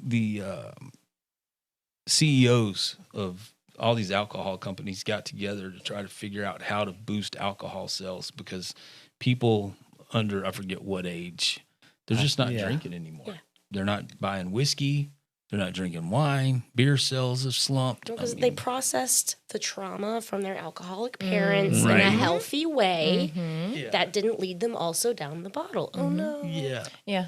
Yeah. We're not making money. We need trauma. Yeah. I don't want to fist fight with my spouse in the front yard. Yeah. I don't want to go to jail. Right. I don't want to lose my kids. Let's I let's feel not like- do I this. just want to play video games. I feel and like smoke kids pot. that grew up in that, got to see how alcohol affected, their parents, how it affected their upbringing. Yeah. I feel like a lot of people, especially younger people, realize that alcohol is just like glasses you put on for the afternoon, and then you wake up and it's still there. You thought it numbed it that night, but you got to wake up in the morning. You're still dealing with it. But I feel like a lot of Beer people, goggles. Beer goggles. because alcohol just kind of numbs you, and Yeah. I think that to a certain extent, there is a level of drinking as part of our culture here. Oh, yeah, gosh, it's yeah. Louisiana, Like, especially, yeah, especially like in social situations and stuff. And I love a good party. right, I Right. love a good party. Yeah. But I am over the hangover. yeah. Mm-hmm. I'm I'm out done. for 3 business days, 3 to 5, depending. Okay, yeah, it's that serious these days. So I choose not to just, if it is, it's about twice a year. Amber and brought that's up it. the culture of drinking in Louisiana. Louisiana almost went to war with the federal government when they changed the drinking age from 18 to 21. We held out longer than any other state, and the federal government finally said, look, we're going to pull your highway funds if you don't change the age. And even then, Louisiana was defiant. We were like, well, we'll come up with the money somewhere. We don't mind driving on Yeah. dirt roads. Yeah, right. We'll make the tour. We're not losing the tourist money. 'Cause, people, once you change the age to 21, New Orleans, 18, you could go down there and Right. drink Hurricanes and whatever else. And yeah, it became a big stink. Finally, the federal government was like, look, we're going to spank you if you don't change the drinking age. And some of the local bars have started. I noticed this. They started only charging a cover if you're under 21. Mm-hmm. They're like, well, you can't buy alcohol while you're here. We may as well make We're still something going to make money off of you. Right. Yeah. Yeah. Wow. You're breathing our air. We're running the liability that someone's going to buy you alcohol and we're going to get in trouble for it. You're going to pay $5 to get in the door. Right. That's funny. So have you bartended before? I haven't. Really? No, I was a shot girl at Zydeco. Back in the day? Back in you the walked day. around with your little car? I was a substitute shot girl. Okay. So, Substitute. yeah. Okay. So one of my roommates in college worked there, Dyra Diaz. I don't know if anybody knows her. Dyra, shout out. But she worked there our entire probably 4 years of the college experience. And her parents, her dad got stationed in New York. Oh, wow. And she wanted to go visit New York and see her mama for the summer and spend her time there. And they were like, you can't be gone for a month and us not replace you. And she's like, I don't want to lose my job. I was like, I'm there half the time anyway, hanging out with you guys. Yeah.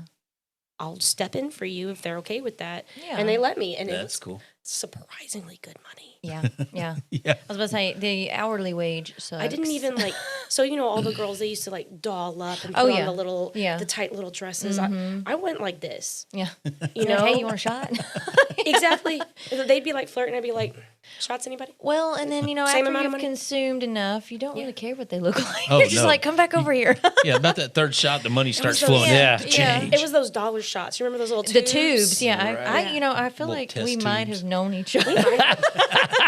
In a different life. Yeah. I went to a few bubble parties there. Oh, yeah.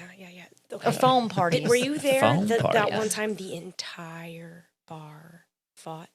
And I mean the whole bar. Which time? No, I'm kidding. Even the bartender. Yes. You were there for I that? Me wasn't too. there, but I heard about it. It was wild. It was one of the best moments of my life. You're like, yeah, get her, Okay. get her. No, it was. It wasn't even like that. Okay, me and my friend were sitting at the bar. The guy she was fighting with, her baby daddy, Yeah. offered to buy us a drink, and we were like, "No, thank you." She saw it. She was mad. Threw a glass, spilt on me and my friend, broke all over the ground. They start attacking each other. Her friends start attacking him. His friends start attacking her. Free for all. Everybody. When I say there were less than 5 people in that bar, and it was packed, okay? Less than 5 people in that bar that were not fighting. And one of them was somebody who had stepped on the glass because she was in flip-flops. Oh, she's mad about that. Yeah. No, so there was somebody Took her out. Bar so gravy. they had to grab a medic that happened to be there God. to stitch up her foot. And then there's me and my friend. We are standing on a chair in the DJ booth so that we can see real good. And they're crawling over people and jumping off of the pool table. Yeah. And it was one of the best moments of my life. Louisiana Legitimately- Saturday night. Yeah. No, literally. Legitimately better than UFC. One of my favorite memories of this town, I'm not going to lie. I remember this one time I bartended at the Draft with Nicole Morris, and I loved her. She taught me everything. I have a jersey from the beer challenge. Okay, yeah. Those were so much fun. I used to go there for karaoke every Thursday. We had this guy come in one night, and he didn't say anything. He just walked straight to the pool table and got up on top of it and just started dancing. So I call Sean, because I'm in there by myself, and I'm like, what do you want me to do? We don't own the pool tables. We rented them, because I knew, you don't want to do that on the felt. Well, And also he's like, it throws off the balance. Yeah. So he's like, well, get him down. Me? Me? Come on, you can do it, Mary. So, I asked him down a couple of times, and he wouldn't get down. I remember having to call the cops to come pick him up because I was like, he was gone mentally. It was like, I don't want to get too close for my safety. I was going to say, this is probably pre-fentanyl, but Yeah. is it given fentanyl? I don't know. But he got 3 hot in a cot for a few days. Yeah. Because that wasn't I don't think that was the first establishment that he had just went in and Did he kind at of least did keep his his own clothes thing. on? That time, I time. heard. So as we're talking about it, some more stories start circulating about him, walking in places without clothes on. And I'm like, so this wasn't his first Get time. this party started. Yeah. Y'all suck. you how Let me it's show you how done. to do this. This Not was only on a when the Sunday. Chair Yeah, right. velvet. made it I'm gonna worse. take off some clothes. Oh, but That's yeah, wild. bartending. I loved it though. Meeting people, getting to talk to people, and I feel like it helped me be a hairdresser because you're going to talk all day long. You find different things to talk about, and bartending helped me with that because you never know. Right. Somebody will come in and park it, and they tell you your whole life story. Start spilling guts. Yeah, and you're like, man, life is not so bad. Yeah, it's true. Well, at least they're not drunk, or shouldn't be while they're getting their hair done. Maybe they Yeah. are. I've had one. Hey, and we did a chop, okay? And I was waiting for that next day to be like, why did you let me do that? And I was gonna be like, nuh-uh. Well, she probably picked out the haircut first, and she just needed the liquid courage to go through with Yeah, it. that's what it was. Yeah. Well, So we did it. She was talking about, before there were regulations, right? We'd have soldiers come in the shop and they'd be like, hey, how much is this tattoo? And you tell them, they'd be like, all right, here's the money for it. I'm going to be back at 10 o'clock. No matter what condition I'm in, I want this tattoo. And like, okay. They'd walk in, they'd be like, hey, How did you even remember that you paid for the tattoo earlier? Well, they're in a cab. Okay, I got There's you. probably a group of them. Yeah. And their buddies are bringing them in. Hey, you got to go get that tattoo. Yeah, and they're just, it's like 3 sheets to the wind, and it's a horrible situation because they got alcohol in their blood. Now they're free bleeding. Oh, yeah. Won't sit still. That's awesome, man.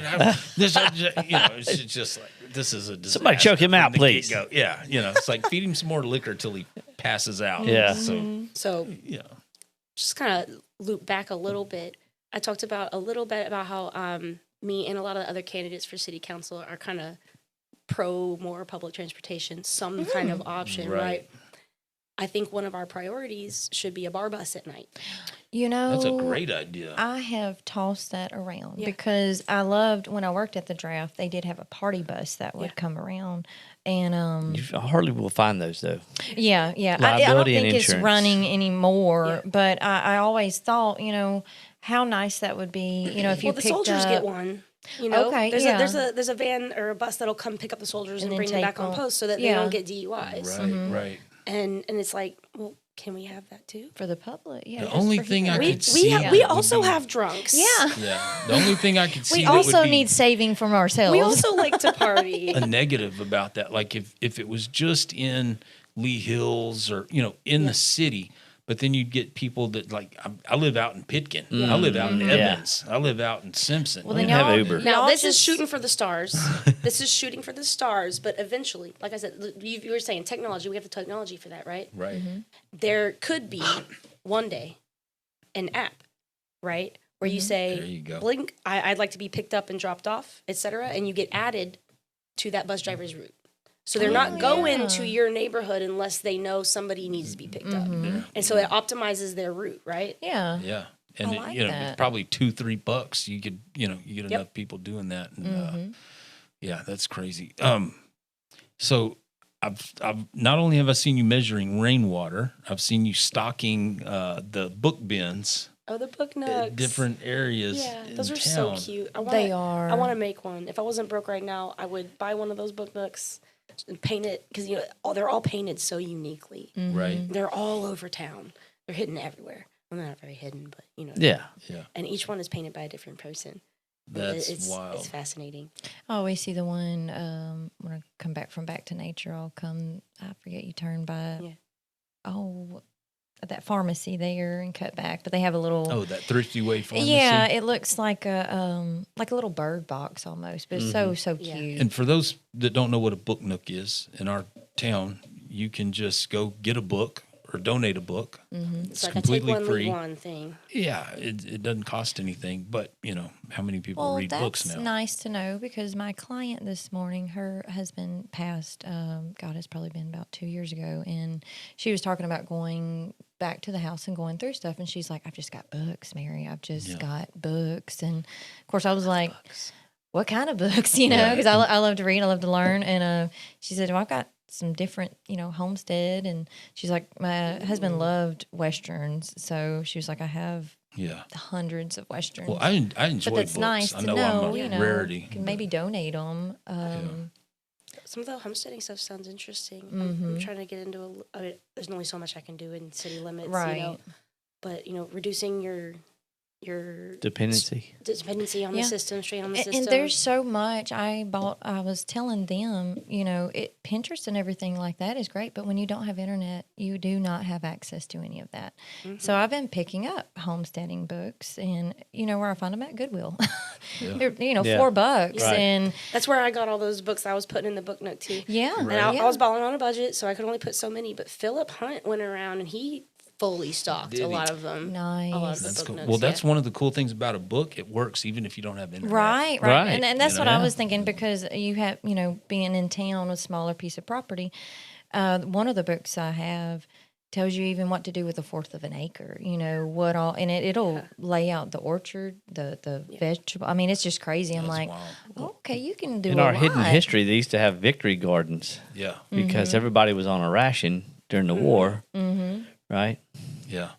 One of the coolest things I've seen, I have a friend lives out in the country, and he's got a garden, but when you drive on his place, you don't see it. He's just for decades spread seeds, let the animals carry them where they want to carry them. So where the stuff has complementary plants, it grows. So just walking around the property, there's like squash and cucumbers and tomatoes Cool. and grapes and Yeah. and it's just called a food in forest. A food forest. That's Goals. the word I was looking Yeah. for. Goals. Yeah. Food Right. forest. That was cool. I seen a lady the other day. She lives in town, but literally starting at where the sidewalk meets, it is edible vegetation the whole way. It's crazy. She's got muscadine vines. It's just insane. wild. That's cool. But she optimized all of her landscape, and Every I'm like, bit of it's yeah, used. yeah. She's like, I hardly ever go to the store for vegetables and Yeah. things like Nice. that. I'm like, I'm trying to get like that. I've got a Me little bit too. of black thumb, so it's a slow rolling process. But I have a peach tree that just came out of dormancy. oh, nice. I just picked it up at Tractor cool. Supply a couple months ago, and it just decided, okay, I'll come awake this, Yeah. Grow this now. summer. I'm working on some strawberries, lots of pumpkins. I planted way too many pumpkins. You know, I'm gonna have a pumpkin patch I in my remember yard. we had a Nice. pumpkin shortage a couple years ago because Yeah, Right. the Anderson Farms shut down. I do an annual Halloween, party. We get the kids to paint. We painted paper plates that year because Okay. nobody had pumpkins. And at if all. you did have a pumpkin, they were expensive. If Epstein Fury keeps going the way it's going, we're all going to need a victory garden, know, right? right? Because food's going to be real expensive. I'm starting now. So there's Liberty Park. That's the public park that's right Right by across the the street from the library. library. It's technically a community garden. Oh, okay. Really? Okay. Yeah. And so I've been trying to get in contact with Wait, you're talking about? anybody that wants to help me just go out there and plant some shit. Yeah. Girl, I'll go. I'll Yeah. go. I volunteer. And someone that'll fund You're the talking plants. about the- we need fruit Ooh, trees. I would love we to need, do that. So you're wondering where it's at. Yeah. So Is it right beside where they built the monument? No, it's So you like know where the a- library is? Yeah. It's right across the street. Okay. They built you can walk up on it Yeah, and sit that and little read thing. Yeah, and they stuff. have a little book nook too. Yeah, okay. Yeah, I pass that every day. I live out that way. I would love to sponsor that. Yeah. That would be cool. Making man. connections, more Yeah. community Yeah. connections. Apparently, the Boy Scouts or the Eagle Scouts used to sponsor that park. It's the only public park in the city that doesn't have like an organizational sponsor at this time. But I did talk to somebody so there's somebody in the neighborhood I was canvassing. She lives on Kings. She's got a beautiful garden. And I was telling her about it. She said, you're not going to get anything to grow over there. There's too many trees, too much shade. And I'm like, oh no. Yeah. So maybe we can get the city to send somebody out there, chop down a couple Trim a of few the pine limbs. trees. Yeah, you 'cause know? it is pretty we can shady sell there. those. That's what Or- I was or they'll- thinking. They'll come do it for free if they can keep the timber, Yeah, right? a lot of So- people will. Yeah, if they own like a little sawmill out at the house and stuff. Oh, apple trees, Yeah. grapes, whatever we can get out there, just so anybody that wants to go out there and pick some fruit. That's what I was Go about to pick some ask fruit. you. Would you allow, the public can come and, Oh, yeah. get some Anybody can plant cucumbers there. or- Anybody yeah. can pick there. That's awesome. the point, right? I like it. Community gardens. That's a good idea. That's a really good idea. Hey, you can plant stuff there too. She's like, come Yeah, on. right. Everybody come plant stuff.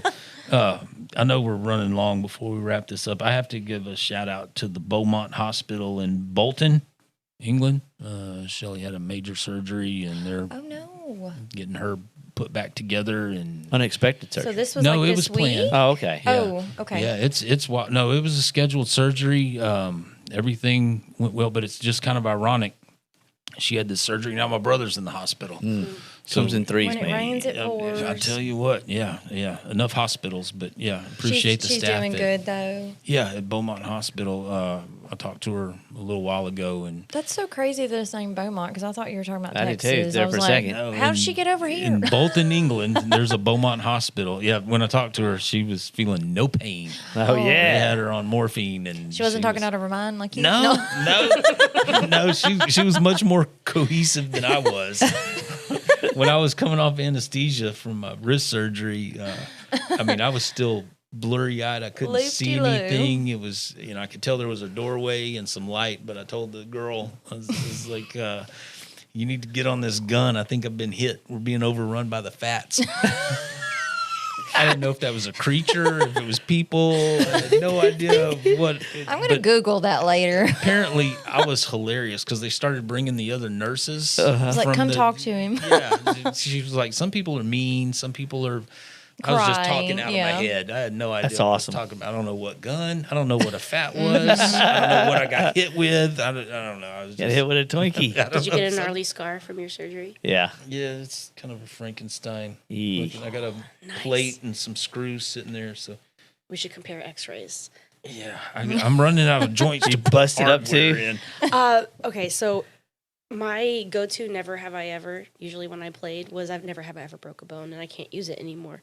I snowboarded into a tree a few years ago. I bet Yeah. that hurt. It did. I almost severed my radial nerve. Let me show you my scar.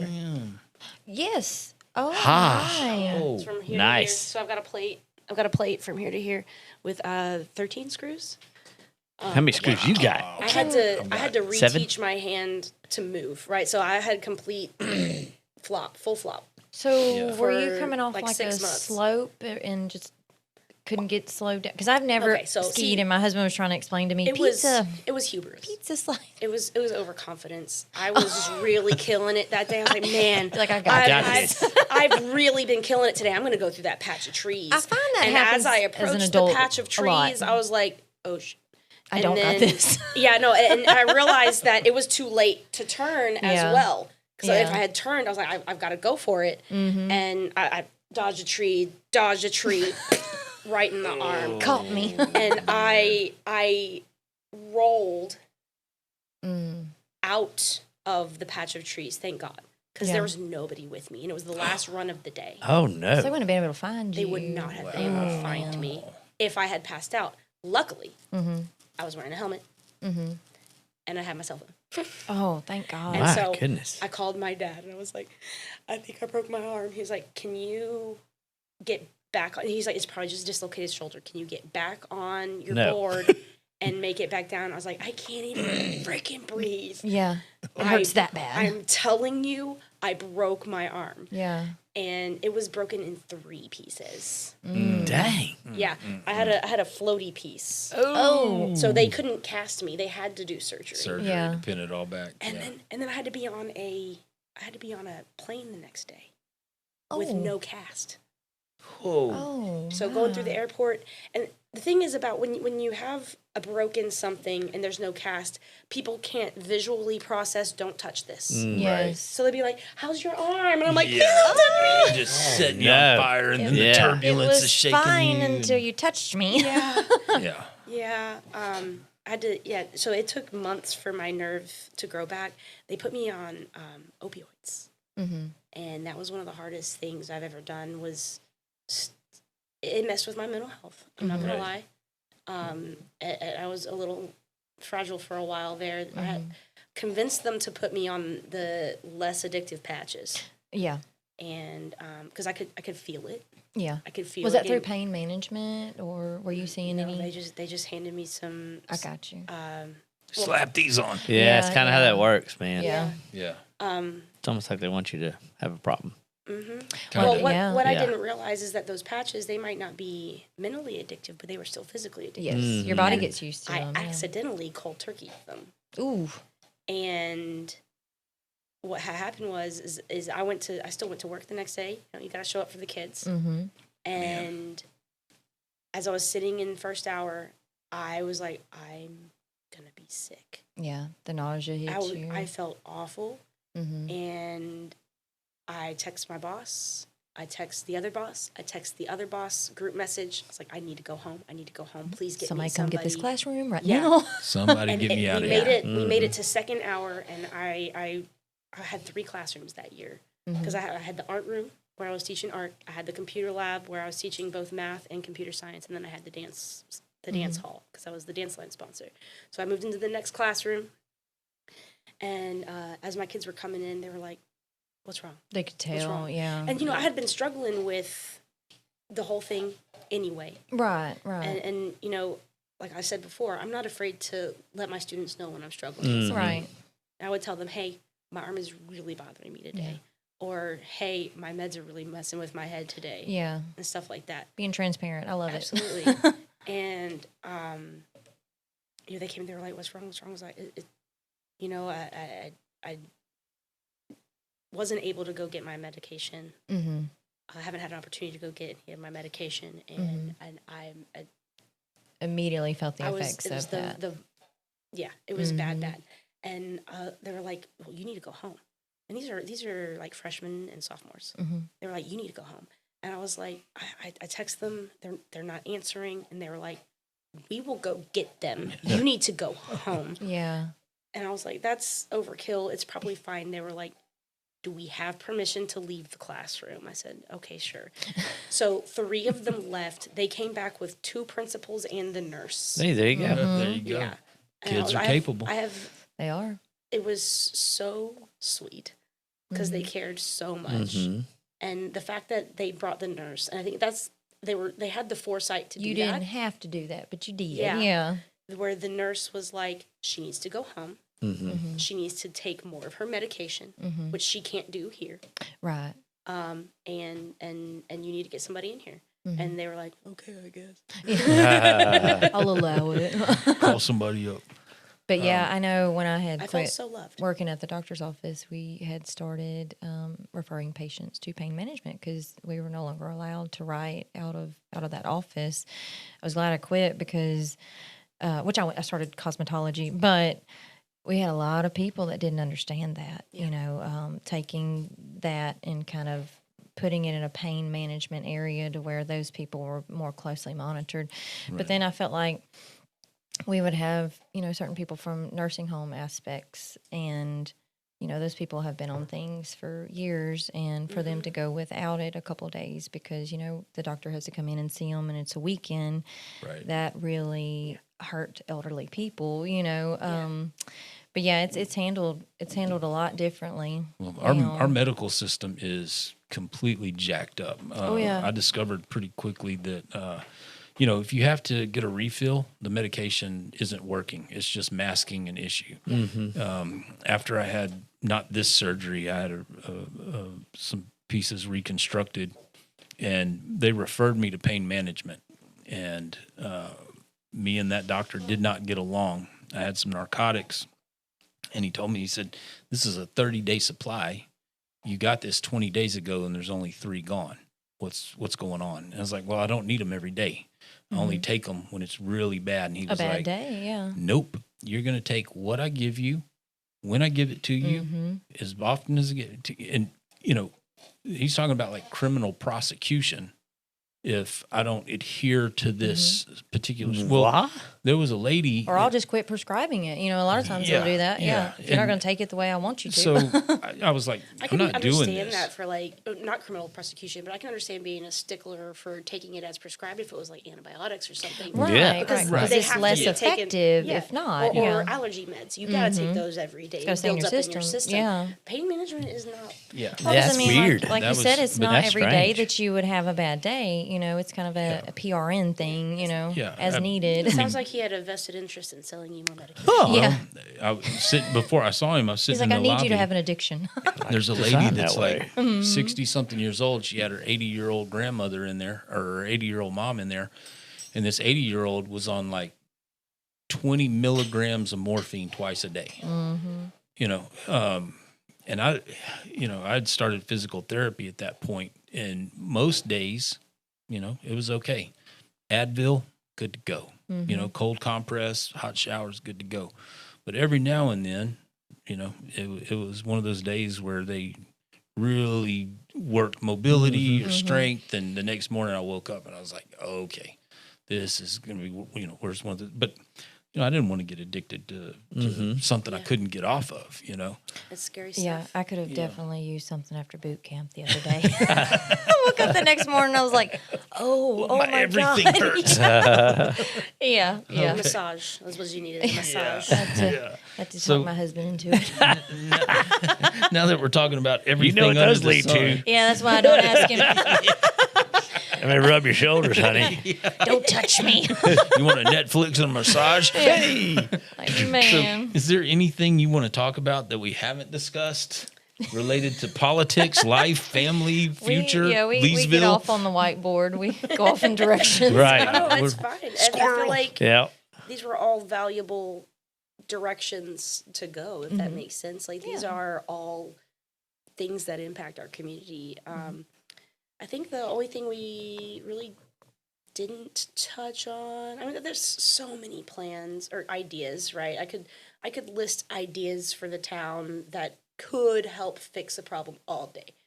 I'll probably just post something on Facebook with a list, I don't know. A bulletin. Yeah. Here's a bunch of ideas. Let me know. I know half of them are pipe Let me get some dreams, but, feedback. Yeah. But I think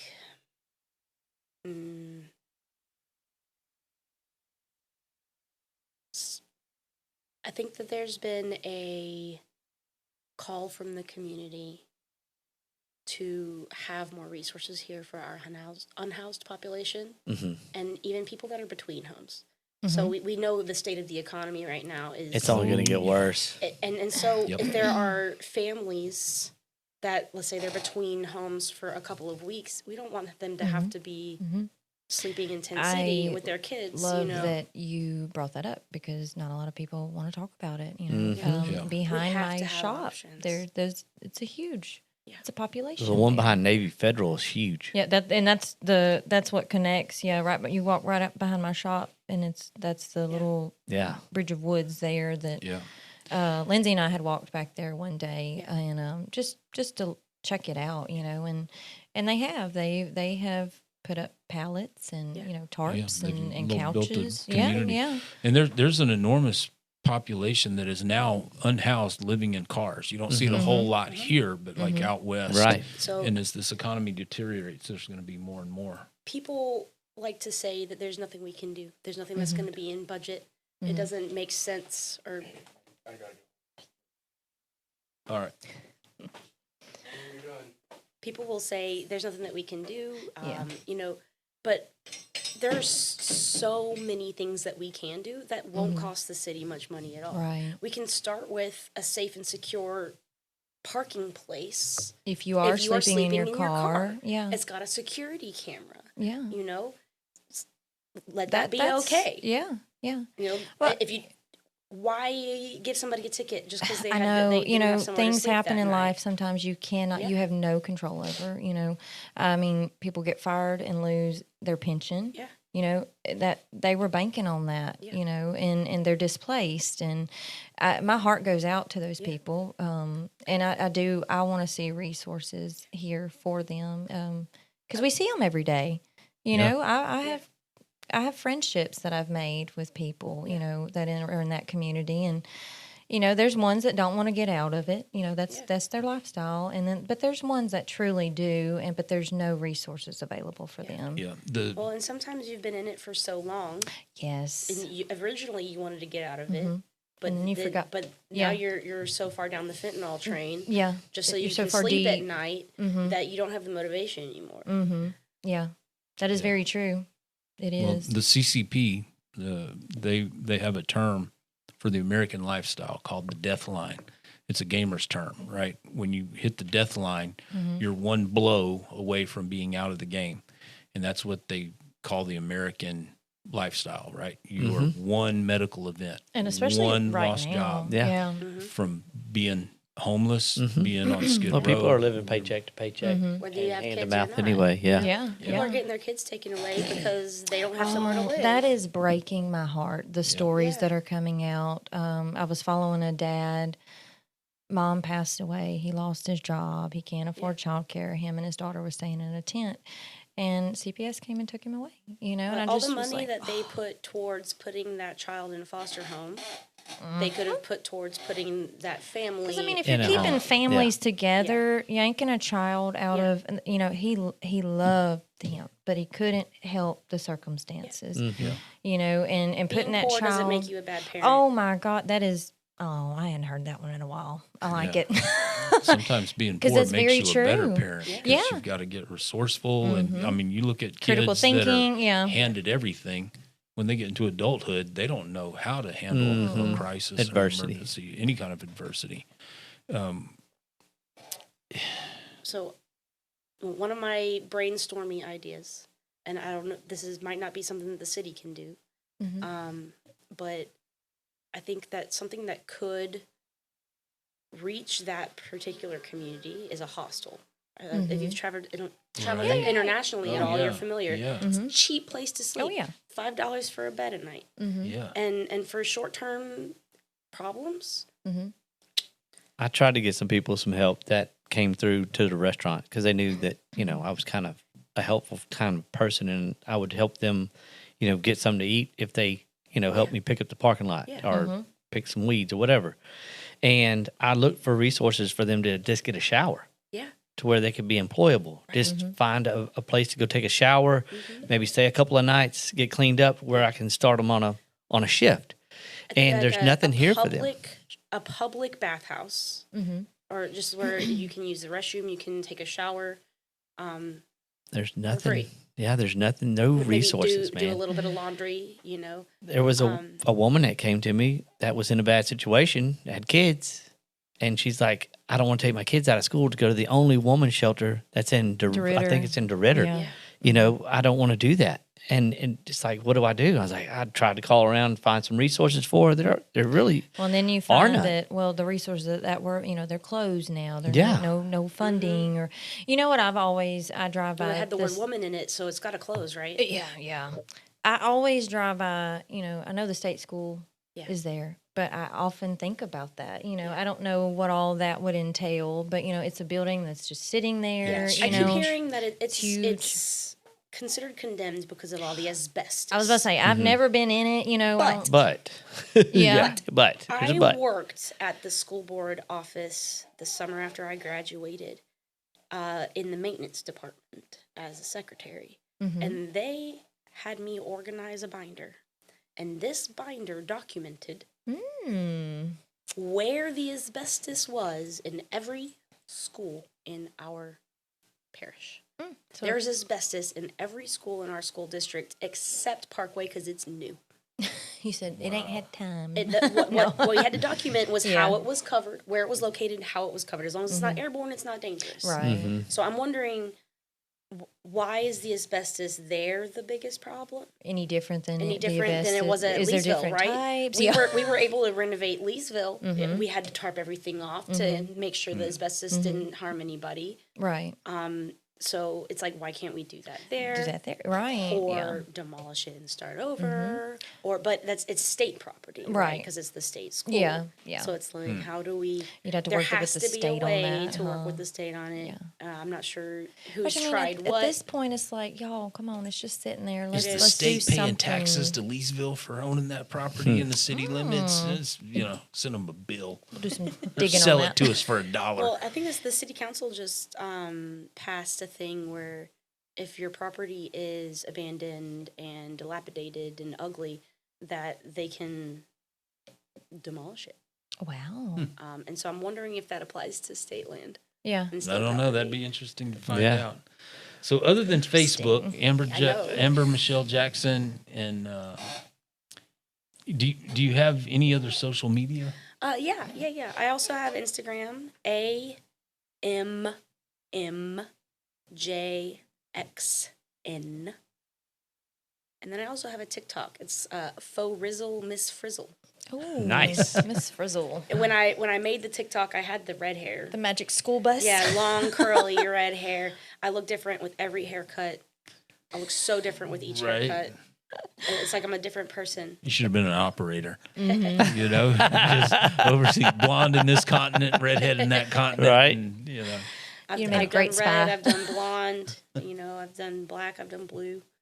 Okay, very So that's cool. So 3 different avenues to check her out, and then 6-7 is the Vote for a candidate. That's the number candidate 6-7. number 6-7. right. Representation that We really cares and does the appreciate research. you coming in because it's important to get to know who's running, why, the where, all that stuff matters, and trying to get people motivated to vote Right. and what I is feel like motivating you. Around to here, run. people have been gaslit for so long that their vote doesn't matter, Mm-hmm. and that's on purpose. They don't want you to know that your vote matters because they want the same people to stay in charge. And Yeah. it does. It does though. Yeah. Mhm. Everybody vote.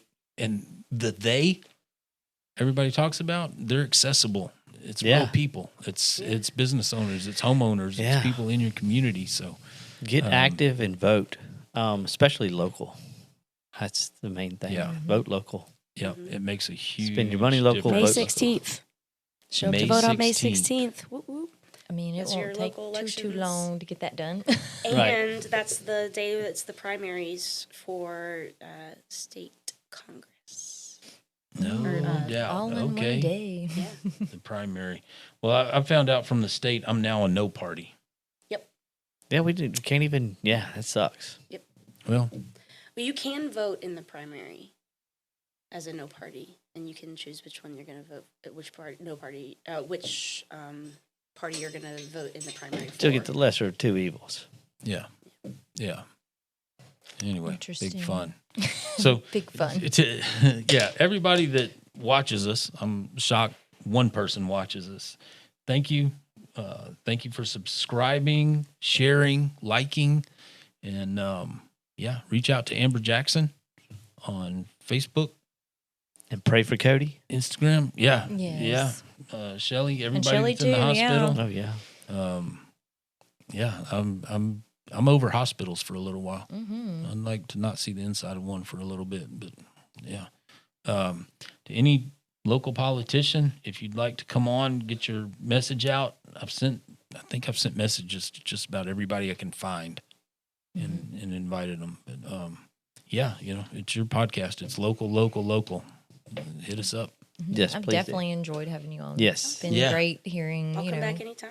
she's like, just call Please do. If there's something you want to talk about after you're elected, I'm going to keep the positive vibe. If there's something you want to discuss, talk about, announce, please come back anytime. and that's what we advocate for, the transparency. We love it. I haven't felt like it's been very transparent for a while. long time. So Yeah. That's one of my goals is if I am elected, when they put out an agenda, it takes so much just to figure out what the agenda is even talking about. Mm-hmm. right. Like, so when we put out agendas, I think we need to put out an explanation Mm-hmm. of each item. So Right. instead of calling your representative to be like, what does this even mean? Mm-hmm. You can call them with an opinion. Right. Right. Right. And I think that'll save our representatives a lot of time on the phone, just explaining what it even means in the first place. But I think there's been a lot of intentional withholding of information that most of the people that are currently running want to fix. Yeah. Yeah. Well, and I've heard that. We've heard that a lot. Go to Transparency. a city council meeting and you'll just be like, oh, this is so boring. I don't even know what they're saying. Why are they even saying Yeah. it that way? I can't understand. You know, we it's talk about just the it's jargon, frustrating. yeah. It's Because just like we live under Napoleonic code. Yes, it's Everything's just- legalese. that's why I try to, Well, with an aging population that isn't necessarily efficient with technology. I know I went to the city's website and I was just like, you got to be kidding yes, me. it sucks. It needs to be simplified, easy, click. That's what I told Philip. yeah. I was like, this is ridiculous. Get a 14-year-old to design it. Yeah. It'll be, quick, fast, efficient. But We all yeah, have Won't hopes give you the and dreams. runaround, huh? that's it. I Yeah. can design it. I was There about you to go. say, I Hey. think I have a candidate over Right. here There that, you go. does coding. Yeah, Yep. yeah, awesome. Thank you so much. Yeah, thank We you. really for coming. enjoyed Yes. it. This was awesome. It was very Yeah. lovely. All right, cool. So for Cody, Josh, Mary, and Amber Jackson, thank y'all. 6'7". We'll see you next time. 6'7". 6'7".